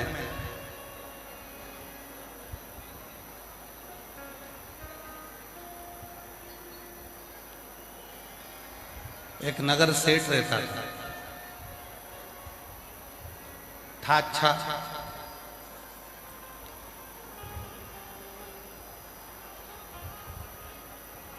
पर उसकी वाणी ठीक नहीं थी, बोलता हर कुछ था। एक दिन राजा ने उसको बुलाया और राजा ने कहा अपने नगर का सेठ है, अपना फर्ज बनता है कि इसको अपना महल दिखाया। राजा ने नगर सेठ को बुलाया, महल दिखाया। सेठ जी से पूछा, बताओ सेठ जी महल कैसा बना? सेठ जी ने कहा, महाराज महल तो अच्छा बना, पर इसका दरवाजा बड़ा छोटा है। तो राजा ने कहा, दरवाजे से होना जाना क्या? सेठ जी बोले, महाराज दरवाजा छोटा है, जब तुम मरोगे तो तुम्हारी अर्थी कैसे निकलेगी? राजा को गुस्सा आ गया और राजा को क्रोध आया और राजा ने कहा, इसको बंद करो, अंदर जेल में ले जाओ, इसको ले जाओ, अंदर बंद करा जाए। राजा ने उसको कारागार में बंद कर दिया। थोड़ी देर बाद उसकी पत्नी आ गई। पत्नी ने कहा, महाराज मेरा पति यहां आया था। राजा ने कहा, तेरे पति को बोलने के लक्षण नहीं है, उसमें अकल नहीं है, हर कुछ बोलता है। तेरा पति ने महल देखा और महल देखकर कहा कि महाराज दरवाजा छोटा है, जब राजा मरेगा तो इसकी अर्थी कैसे निकलेगी? इतने में पत्नी बोली, महाराज मेरे पति को बोलने के लक्षण नहीं है, उसको क्या करना? अर्थी कैसे निकलेगी? पत्नी बोली, उसमें तो अक्ल नहीं है महाराज, उसको क्या करना कि अर्थी कैसे निकलेगी? अरे राजा को काट काट के निकाल देंगे। अब तो राजा को और गुस्सा आ गया। राजा ने उसकी पत्नी को भी बंद कर दिया। थोड़ी देर बाद उसका बेटा आ गया। बेटे ने कहा, महाराज मेरे माँ बाप आए थे। राजा ने कहा, तेरे पिताजी को बोलने के लक्षण और ना ही तेरी माँ को बोलने के लक्षण। तेरे पिताजी ने कहा, जब महाराज मरोगे तो तुम्हारी अर्थी कैसे निकलेगी? और तुम्हारी माँ कहती है कि काट काट के निकाल देंगे। इतने में राजा का लड़का बोला, महाराज मेरे माँ बाप को बोलना नहीं आता, उनको क्या करना? अर्थी कैसे निकलेगी? अरे राजा को अंदर ही जला देंगे। बस इतना कहा और राजा ने तीनों को छोड़ दिया। तीनों को छोड़ दिया। राजा को समझ में आ गया कि इंसान कितने भी उच्च पद पर बैठ जाए, पर उसकी वाणी अगर ठीक नहीं है तो वो निम्न पद का ही कहलाता है, वो उच्च पद का कभी नहीं कहलाता, वो निम्न पद का ही। सबसे ज्यादा जरूरी है वाणी की संयम। सबसे ज्यादा जरूरी है हमारे वाणी की संयम। 3 इंद्रियां ऐसी बताई गई है, जिन्होंने अपनी 3 इंद्रियों पर संयम करा, उन्होंने अपनी पूरी जिंदगी पर संयम कर लिया। पहले नंबर पर है अपनी जिह्वा, दूसरे नंबर पर है अपने नेत्र और तीसरे नंबर पर है अपनी श्रवण शक्ति। पहले नंबर पर है अपने जिह्वा, अपनी वाणी पर संयम करना चालू करो। ना सास बुरी है, ना बहू बुरी है, ना ससुर बुरा है, ना सास बुरी है, ना कोई बुरी ये वाणी है जो मुख से निकलती है, अपशब्द करती है, ताना देती है, आड़ा टेढ़ा करती है। केवल एक ये वाणी ऐसी है जो शब्द का तोल मोल कर जवाब नहीं देती, ये बात। और ये वाणी जिस दिन हमारे संयम में आ जाएगी, ये वाणी जिस दिन संयम में हो जाएगी, उस दिन भगवान को पाना दूर नहीं है। कितना सुंदर लिखा है शिव पुराण में कि दुनिया के लोग भगवान को पाने के लिए दुनिया की लिखी हुई स्तुति को गाना चाहते हैं। प्रत्येक संसार के जितने भी संत हैं, महात्मा हैं, जितने कथाकार हैं, जितने योगी, जितने सन्यासी, जितने तपस्वी, जितने साधक, जितने उपासक, सब आपसे निवेदन करेंगे कि ये वाली स्तुति पढ़ो, ये वाला स्तोत्र पढ़ो, ये वाला पाठ करो, ये वाला पाठ करो। और शिव पुराण क्या कहती है, वेद व्यास जी क्या कहते हैं, तुमरुका जी क्या कहते हैं। तुमरुका जी चंचुला देवी से कहते हैं, चंचुला देवी तुम्हें अगर कोई स्तोत्र नहीं आता, तुम्हें कोई स्तुति नहीं आती, तुम्हें कोई मंत्र नहीं आता, तुम्हें कोई साधना नहीं आती, तुम्हें कोई पूजन नहीं आती, तो तुम अपने दिल से, अपने भाव से, अपने मन से तुम भगवान को जो कहकर पुकारोगे, तुम्हारा भगवान उसी समय पर तुम्हारे सामने प्रकट हो जाए।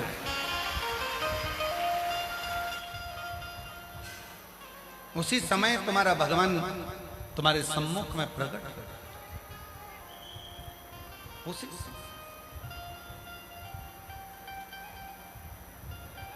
हम क्या कर रहे हैं, दुनिया के लोग क्या करते हैं, जो स्तुति दुनिया ने लिखी है वही स्तुति को गाने का प्रयास करते हैं। जो स्तोत्र दुनिया ने लिखा है उसी स्तोत्र को गाने का प्रयास करते हैं। कभी अपने मन से भी आप कुछ स्तुति को गुनगुनाओ, कभी अपने मन से भी उस परमात्मा के लिए कुछ स्तोत्र को गुनगुनाओ, कभी अपने मन से भी उस परमात्मा को कुछ पुकारो, कभी अपने मन से भी उस परमात्मा के स्मरण को पुकारो। कुछ स्तुति, कुछ मंत्र, कुछ साधना, कुछ अपने भीतर के होना चाहिए। कुछ स्तुति अपने भीतर की होना चाहिए, कुछ मंत्र अपने भीतर के होना चाहिए।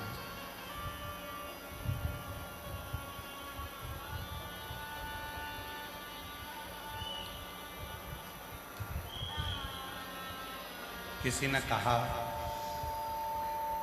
खूब अच्छे अच्छे पाठ करो भगवान मिल जाए। किसी ने कहा खूब अच्छे अच्छे स्तुति पढ़ो परमात्मा मिल जाए। किसी ने कहा हमने सोना नकली देखा, हमने चांदी नकली देखी, पर जैसे जैसे कलयुग बढ़ता चले जाता है वैसे वैसे इंसान भी नकली होता चले जाता है। इंसान भी नकली, और उसकी नकलीपन कहाँ नजर आता है? आप खुद अपने अंदर झांक कर देखना। तुम्हारे फेसबुक पर हजारों लोग जुड़े हुए हैं, तुम्हारे इंस्टाग्राम पर हजारों लोग जुड़े हुए हैं, तुम्हारे यूट्यूब पर हजारों लोग जुड़े हुए हैं, तुम्हारे व्हाट्सएप पर हजारों लोग जुड़े हुए हैं, तुम्हारे व्हाट्सएप पर हजारों ग्रुप जुड़े हुए हैं, हजारों लोग तुम्हारे फेसबुक पर हैं, हजारों लोग तुम्हारे ट्विटर पर हैं, हजारों लोग तुम्हारे यूट्यूब पर हैं, हजारों लोग तुम्हारे फेसबुक पर हैं, और तुम उनको देखकर खुश होते हो। पर असलियत क्या है? हजारों लोग तुम्हारे मोबाइल पर जुड़े हुए हैं तुम्हारे मित्र बनकर, पर सही मायने में कहना, क्या तुम जितने लोग घर में रह रहे हैं उनसे दिल से जुड़े हो? अपने मम्मी से, अपने पापा से, अपने भाई से, अपनी बहन से, अपनी भाभी से, अपने भैया से, अपने मासी से, मासा से, मामा से, मामी से, काका से, काकी से, किसी से? व्हाट्सएप पर बैठकर मैसेज में बात करने का आपके पास समय होता है दूसरों से, इंस्टाग्राम पर बात करने का समय होता है दूसरों से, फेसबुक पर बात करने का समय होता है दूसरों से, यूट्यूब पर जवाब देने का समय होता है दूसरों से, पर घर में 5 लोग निवास करते हैं, 4 लोग रहते हैं, और एक दूसरे से बात करने की फुर्सत आज के व्यक्ति को नहीं होती। इससे बड़ा नकली व्यक्ति और कहां होगा? इससे बड़ा नकली व्यक्ति कहां होगा? घर में प्रवेश करो, रात्रि का विश्राम करो, पत्नी और पति दोनों मोबाइल को उठाकर थोड़ा कोने में रख दो। बच्चों से बात करो तो थोड़ी देर के लिए मोबाइल उठाकर कोने में रख दो। बच्चे अपने माँ बाप से बात करें तो अपना मोबाइल उठाकर कोने में रख दो। जिस माँ बाप ने तुमको जन्म देने के लिए 9 महीना माँ ने गर्भ में रखा, उसको तुम 9 मिनट नहीं देते। जिस पिता ने कमा कमा कर अपनी पूरी जिंदगी का धन तुमको दे दिया, उसको तुम 2 मिनट नहीं दे पाते। और केवल एक mother's day, father's day, children's day, केवल इन डे पर तुम विश कर दो और फोटो लगा दो और सोचो कि मैं मेरी मम्मी को बहुत प्यार करता हूं। पक्के झूठेले, दूसरों को बेवकूफ बनाते हो। फोटो लगाकर दूसरों को बस आकर्षित करते हो कि मैं मेरी मम्मा को बहुत प्रेम करता हूं। मम्मा से उस दिन प्रेम होगा जिस दिन तेरी माँ की आंख में आंसू ना होगा। मम्मा से उस दिन प्रेम होगा जिस दिन तेरी माँ की आंखों में आंसू ना हो। उसको भक्ति ही 33 कोटि। महाराज, एक बड़ा सुंदर सा चरित्र शिव महापुराण की कथा में आता है, ब्रह्मदेव का।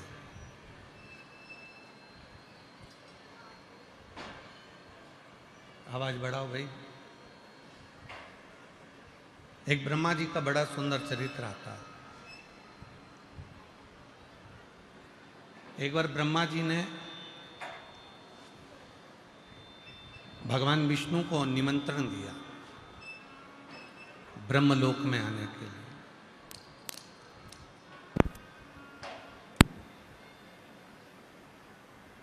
और ब्रह्मा जी ने निमंत्रण दिया कि आप ब्रह्मलोक में पधारो। पर ब्रह्मा जी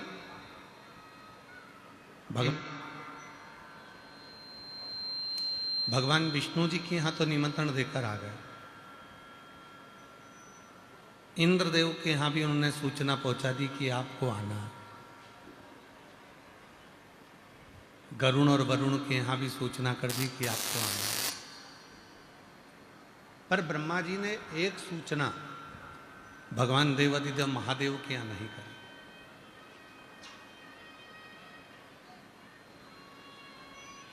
भगवान शिव के यहां कोई सूचना नहीं दी। भगवान शंकर के यहां कोई सूचना नहीं दी।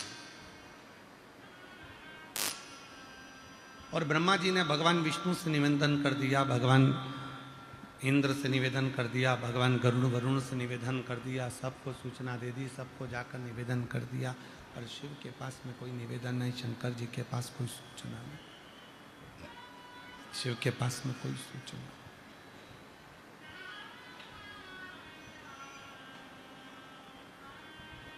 निमंत्रण दिया हुआ ब्रह्मा जी इंतजार कर रहे हैं कि अभी भगवान विष्णु आएंगे।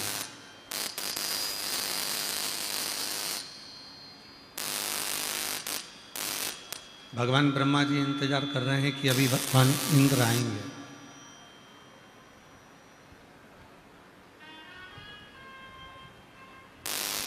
भगवान ब्रह्मा जी इंतजार कर रहे हैं कि गरुण वरुण आएंगे, ये देवता आएंगे, वो देवता आएंगे। पर कोई देवता ब्रह्मा जी के यहाँ पर नहीं पहुंचा। कोई भी देवता ब्रह्मदेव के यहाँ पर नहीं आया। ब्रह्मा जी के यहाँ कोई देवता पहुंचा ही नहीं। बहुत देर तक इंतजार किया। बहुत देर तक इंतजार करने के बाद भी जब ना भगवान विष्णु आए, ना गरुण आया, ना वरुण आया, ना इंद्र आया, कोई नहीं आया, कोई। तब ब्रह्मदेव के मन में आया, तब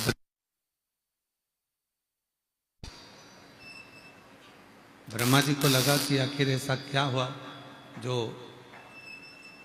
ना भगवान नारायण आ रहे हैं, ना इंद्र आ रहे हैं, ना गरुण आ रहे हैं, ना वरुण आ रहे हैं।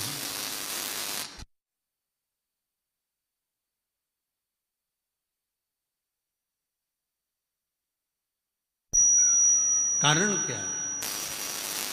जो कोई भी देवता मेरे यहां आने को तैयार नहीं। शिव महापुराण की कथा कहती है, बड़े ध्यान से स्मरण करिएगा थोड़ा सा। ईमानदारी से बोलना, मेरी जितनी जीजियाँ बैठी हैं, मेरे जितने बेटियाँ बैठी हैं, जितने मेरे जीजा बैठे हैं, जितने मेरे बेटा बैठे हैं, जितने मेरे बुजुर्ग माँ बाप बैठे हैं, बड़े सावधानी से स्मरण करें। आप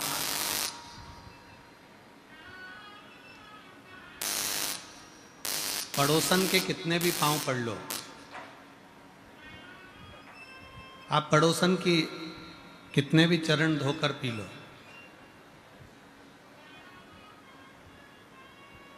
आप पड़ोसन को कितने भी चरणों को नमन कर लो,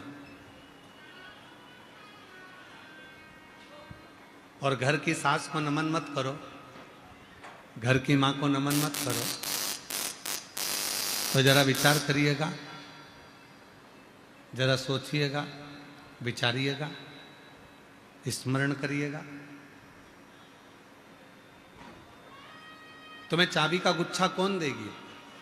क्या पड़ोसन अपनी चाबी का गुच्छा तुमको देगी? जम के बोलो जरा, नहीं देगी। तुमने पड़ोसन को कितना भी नमन किया, तुमने पड़ोसन को कितना भी प्रणाम किया, तो भी वो अपनी जायदाद, अपनी प्रॉपर्टी, अपनी रकम, अपना सोना चांदी, अपना हीरा पन्ना, अपना जायदाद तुमको नहीं दे, वो तुमको नहीं दे। पर तुमने अपनी सास को प्रणाम करा चाहे ना करा, तुमने अपनी सास को नमन करा चाहे ना करा, फिर भी वो सास आखिरी में मरते मरते भी अपनी जायदाद का पूरा हिस्सा तुमको ही देकर जाएगी, तुमको ही। वो किसी दूसरे को देने वाले नहीं है, वो किसी दूसरे को प्रदान करने वाली नहीं है।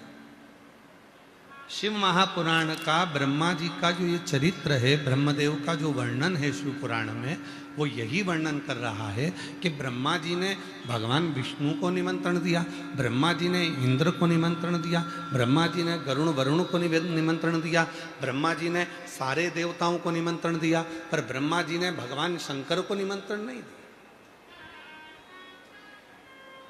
भगवान शिव को निमंत्रण नहीं दिया।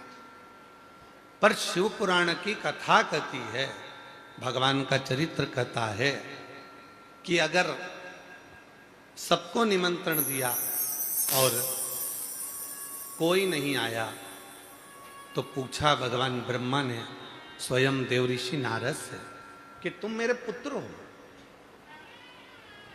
तुम मेरे बेटे हो, तुम मेरे पुत्र हो, कम से कम तुम तो बताओ कि भगवान विष्णु नहीं आते हैं, भगवान इंद्र नहीं आ रहे, गरुण वरुण नहीं आ रहे, देवता कोई नहीं आ रहा है, उसका कारण क्या है? तो भगवान देवऋषि नारद जी ने जो कहा, देवऋषि नारद जी ने कहा क्या आपने शिव जी को निमंत्रण दिया? तो कहा मैं इस सभा में, जिस सभा को मैंने रखा है, जिस आयोजन को मैंने रखा है, उसमें मैंने शिव को निमंत्रण नहीं दिया।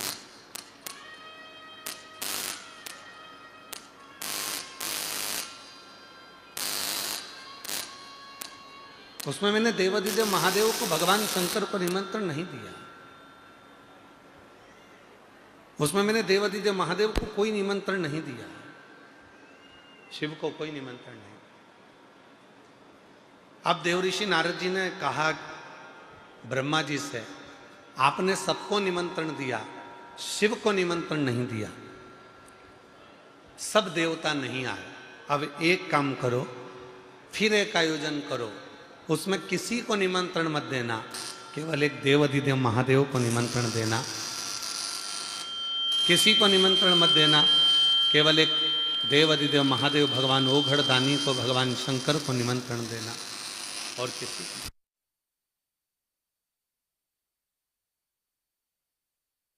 शंभु शरण पड़े मागो घड़ी रे दुख काटो, दया करी दर्शन आपो। शंभु शरण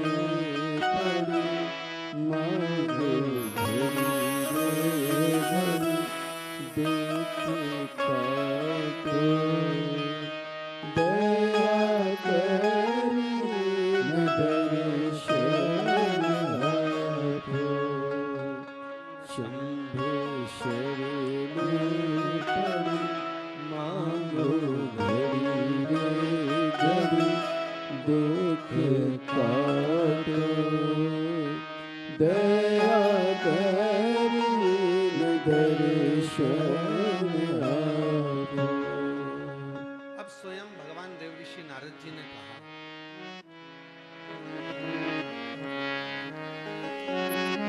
एक निमंत्रण आपने सबको देकर देख लिया, एक निमंत्रण सबको दिया आपने, केवल शिव को नहीं दिया, भगवान शंकर को नहीं दिया। अब एक कार्य और कर कर देखिए। अब एक कार्य ये करिए, किसी को निमंत्रण मत दो।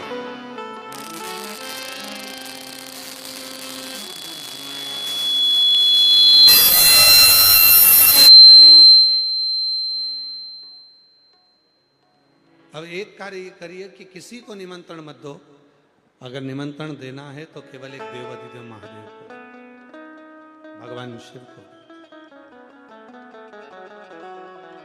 केवल ओगड़दानी को, भगवान शंकर को दो और देखो फिर क्या होता है।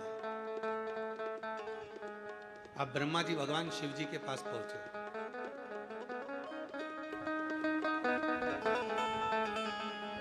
मन में संकोच था ब्रह्मा जी के। ब्रह्मा जी के मन में संकोच का कारण केवल इतना सा था कि मैंने इतना बड़ा आयोजन करा और उसमें शिव जी को निमंत्रण नहीं दिया था।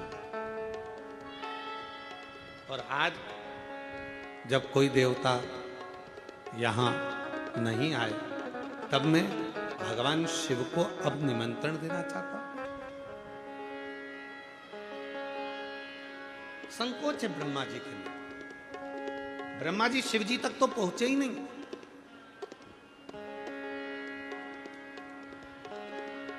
और ब्रह्मा जी शंकर भगवान तक ना पहुंचकर ब्रह्मा जी को मिल गए बीच में नंदी। और नंदी के पास में जाकर ब्रह्मा जी ने कहा, नंदीश्वर, देवाधिदेव महादेव जी से कह देना ब्रह्मा जी आए थे, कल उनको आना है। एक दिव्य आयोजन मेरे घर में, ब्रह्मलोक में, उनको आना है।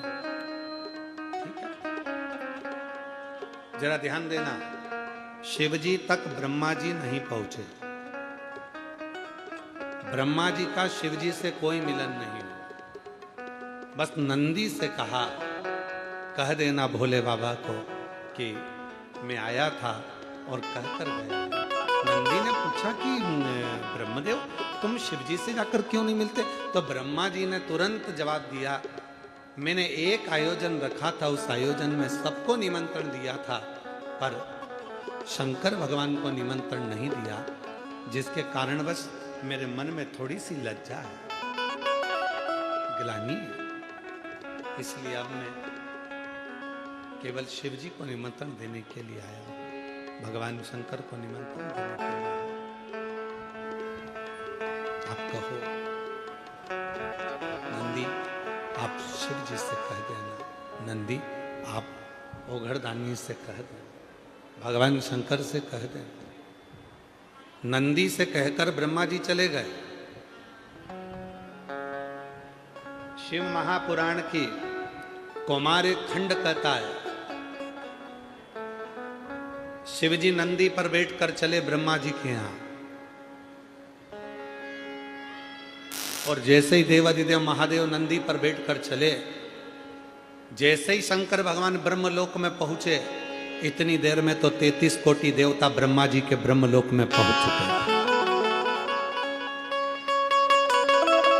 बिना निमंत्रण के, बिना आमंत्रण के, बिना निवेदन के 33 कोटि देवता ब्रह्मा जी के यहां पर आ चुके थे, ब्रह्मदेव के यहां पर आए हुए। ब्रह्मा जी ने कहा कि मैंने तो केवल शिव जी को निमंत्रण दिया था, ना मैंने भगवान विष्णु को निमंत्रण दिया, ना मैंने इंद्र को निमंत्रण दिया, ना मैंने गरुण को, वरुण को, ना किसी देवता को निमंत्रण दिया। केवल मैंने अगर निमंत्रण दिया तो केवल देवाधिदेव महादेव को दिया, और सारे देवता यहां आ गए। तब उसी समय पर देवऋषि नारद का आगमन हुआ और देवऋषि नारद ने तुरंत ब्रह्मा जी से कहा, पिताजी एक बात है, 33 कोटि देवताओं को बुलाओ, और अगर आपने शिव को नहीं बुलाया, शिव का स्मरण नहीं करा, तो वो देवता आपकी पूजन को स्वीकार नहीं करते हैं। और यदि आपने शिव को ही केवल पूज लिया तो वो 33 कोटि देवता उस पूजन को स्वीकार कर लेते हैं। 33 कोटि।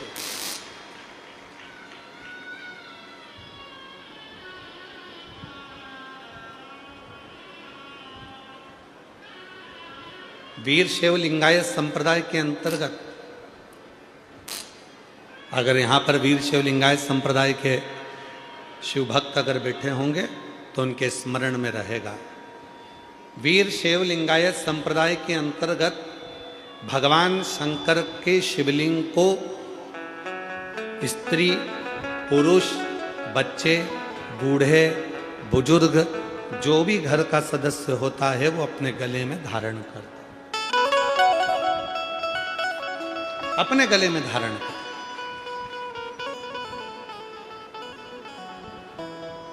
अब अगर वीर शैव लिंगायत संप्रदाय वालों से किसी से कहा जाए, किसी शिव भक्त से, किसी लिंगायत से उससे कहा जाए कि तुम शिव जी को गले में धारण कर कर रखते हो, तुम क्या उन देवी देवता को नहीं मानते? क्या आप उनको नहीं मानते? क्या आप उनको नहीं मानते? तो प्रत्येक लिंगायत बोलेगा, प्रत्येक वीर शैव लिंगायत संप्रदाय का एक परम भक्त शिव का बोलेगा कि हम सबको मानते हैं, पर हमारे गले में जो शंकर का शिवलिंग है, अगर वो हमारे नजदीक में है तो हमारा 33 कोटि देवता भी हमारे नजदीक।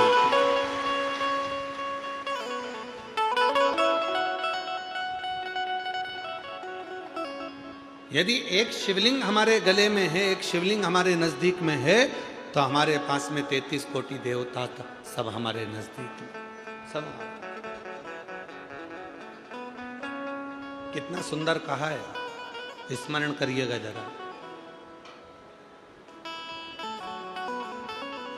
शिवलिंग पे चढ़े हुए जल को जब हम अपने ऊपर प्रोक्षण करते हैं, शिवलिंग पे चढ़े हुए जल को जब हम अपने ऊपर छींटते हैं, शिवलिंग पे चढ़े हुए जल को जब हम आचमन करते हैं, और हम आचमन कर कर या प्रोक्षण कर कर अपने ऊपर छींट कर कहीं पर भी चले जाएं, किसी भी जगह पर चले जाएं, किसी से भी मिलने, किसी भी स्थान पर पहुंच जाएं, शिव महापुराण की कथा कहती है, जब तक शंकर के शिवलिंग का जल तुम्हारे मस्तक पर चढ़ा रहता है, तुम्हारे कपड़े पर छुआ हुआ रहता है, तब तक तुम जिस जिस से मिलते हो सभी को गंगा के स्नान का पुण्य फल प्राप्त होता रहता है।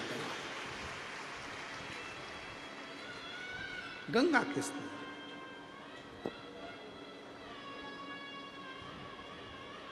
और देख लिया संसार हमने,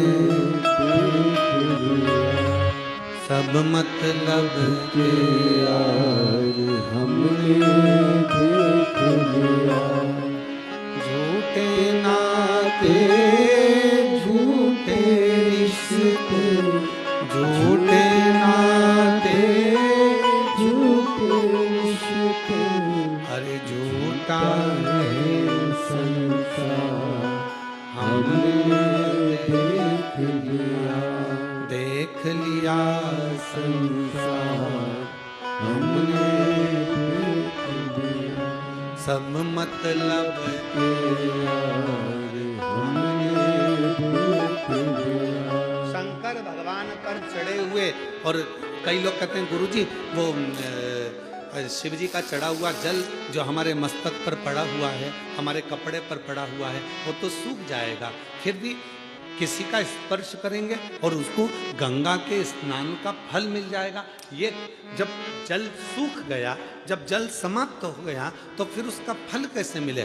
शिव महापुराण की कथा कहती है, अपने कपड़े पर जब पानी का छींटा लग जाता है, अपने तन पर कहीं पानी की एक बूंद भी गिर जाती है, तो ध्यान देना जब तक उस पर दूसरी बूंद ना पड़े तब तक वो स्थान पर उस बूंद का स्मरण, उस बूंद का स्थान बना ही रहता है, चाहे वो सूख जाए चाहे वो चले, चाहे वो सूख जाए, वो बूंद का स्थान बना ही रहता। शिव पर चढ़ा हुआ जल, भगवान शंकर पर चढ़ा हुआ जल जब हम प्रोक्षण करते हैं, शिव पर चढ़े हुए जल को जब हम अपने ऊपर छीट कर जाते हैं, शंकर पर चढ़े हुए जल का जब हम आचमन कर कर जाते हैं, तो जिस जिस से मिलते हैं, जिस जिस के करीब में जाते हैं, सबका उद्धार कर देते हैं,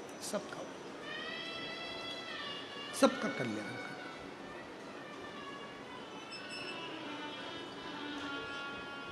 चलो जाने दो को, हमारे खंड को, शिव महापुराण की विद्येश्वर संहिता को ही पढ़ लीजिए। शिव महापुराण की विद्येश्वर संहिता कहती है, श्री शिवाय नमस्तुभ्यम या नमः शिवाय या ओम नमः शिवाय। जब हम आप इसका उच्चारण कर कर अपने घर से निकलते हैं, इसका उच्चारण कर कर जब हम अपने घर से निकलते हैं, तो हमारे जीवन में जितने भी तकलीफें हमारे मार्ग में आने वाली होती है, केवल इन मंत्रों के उच्चारण से वो मार्ग सुलभ होता चले जाता है और हम अपनी मंजिल तक पहुंच जाते हैं, अपनी मंजिल।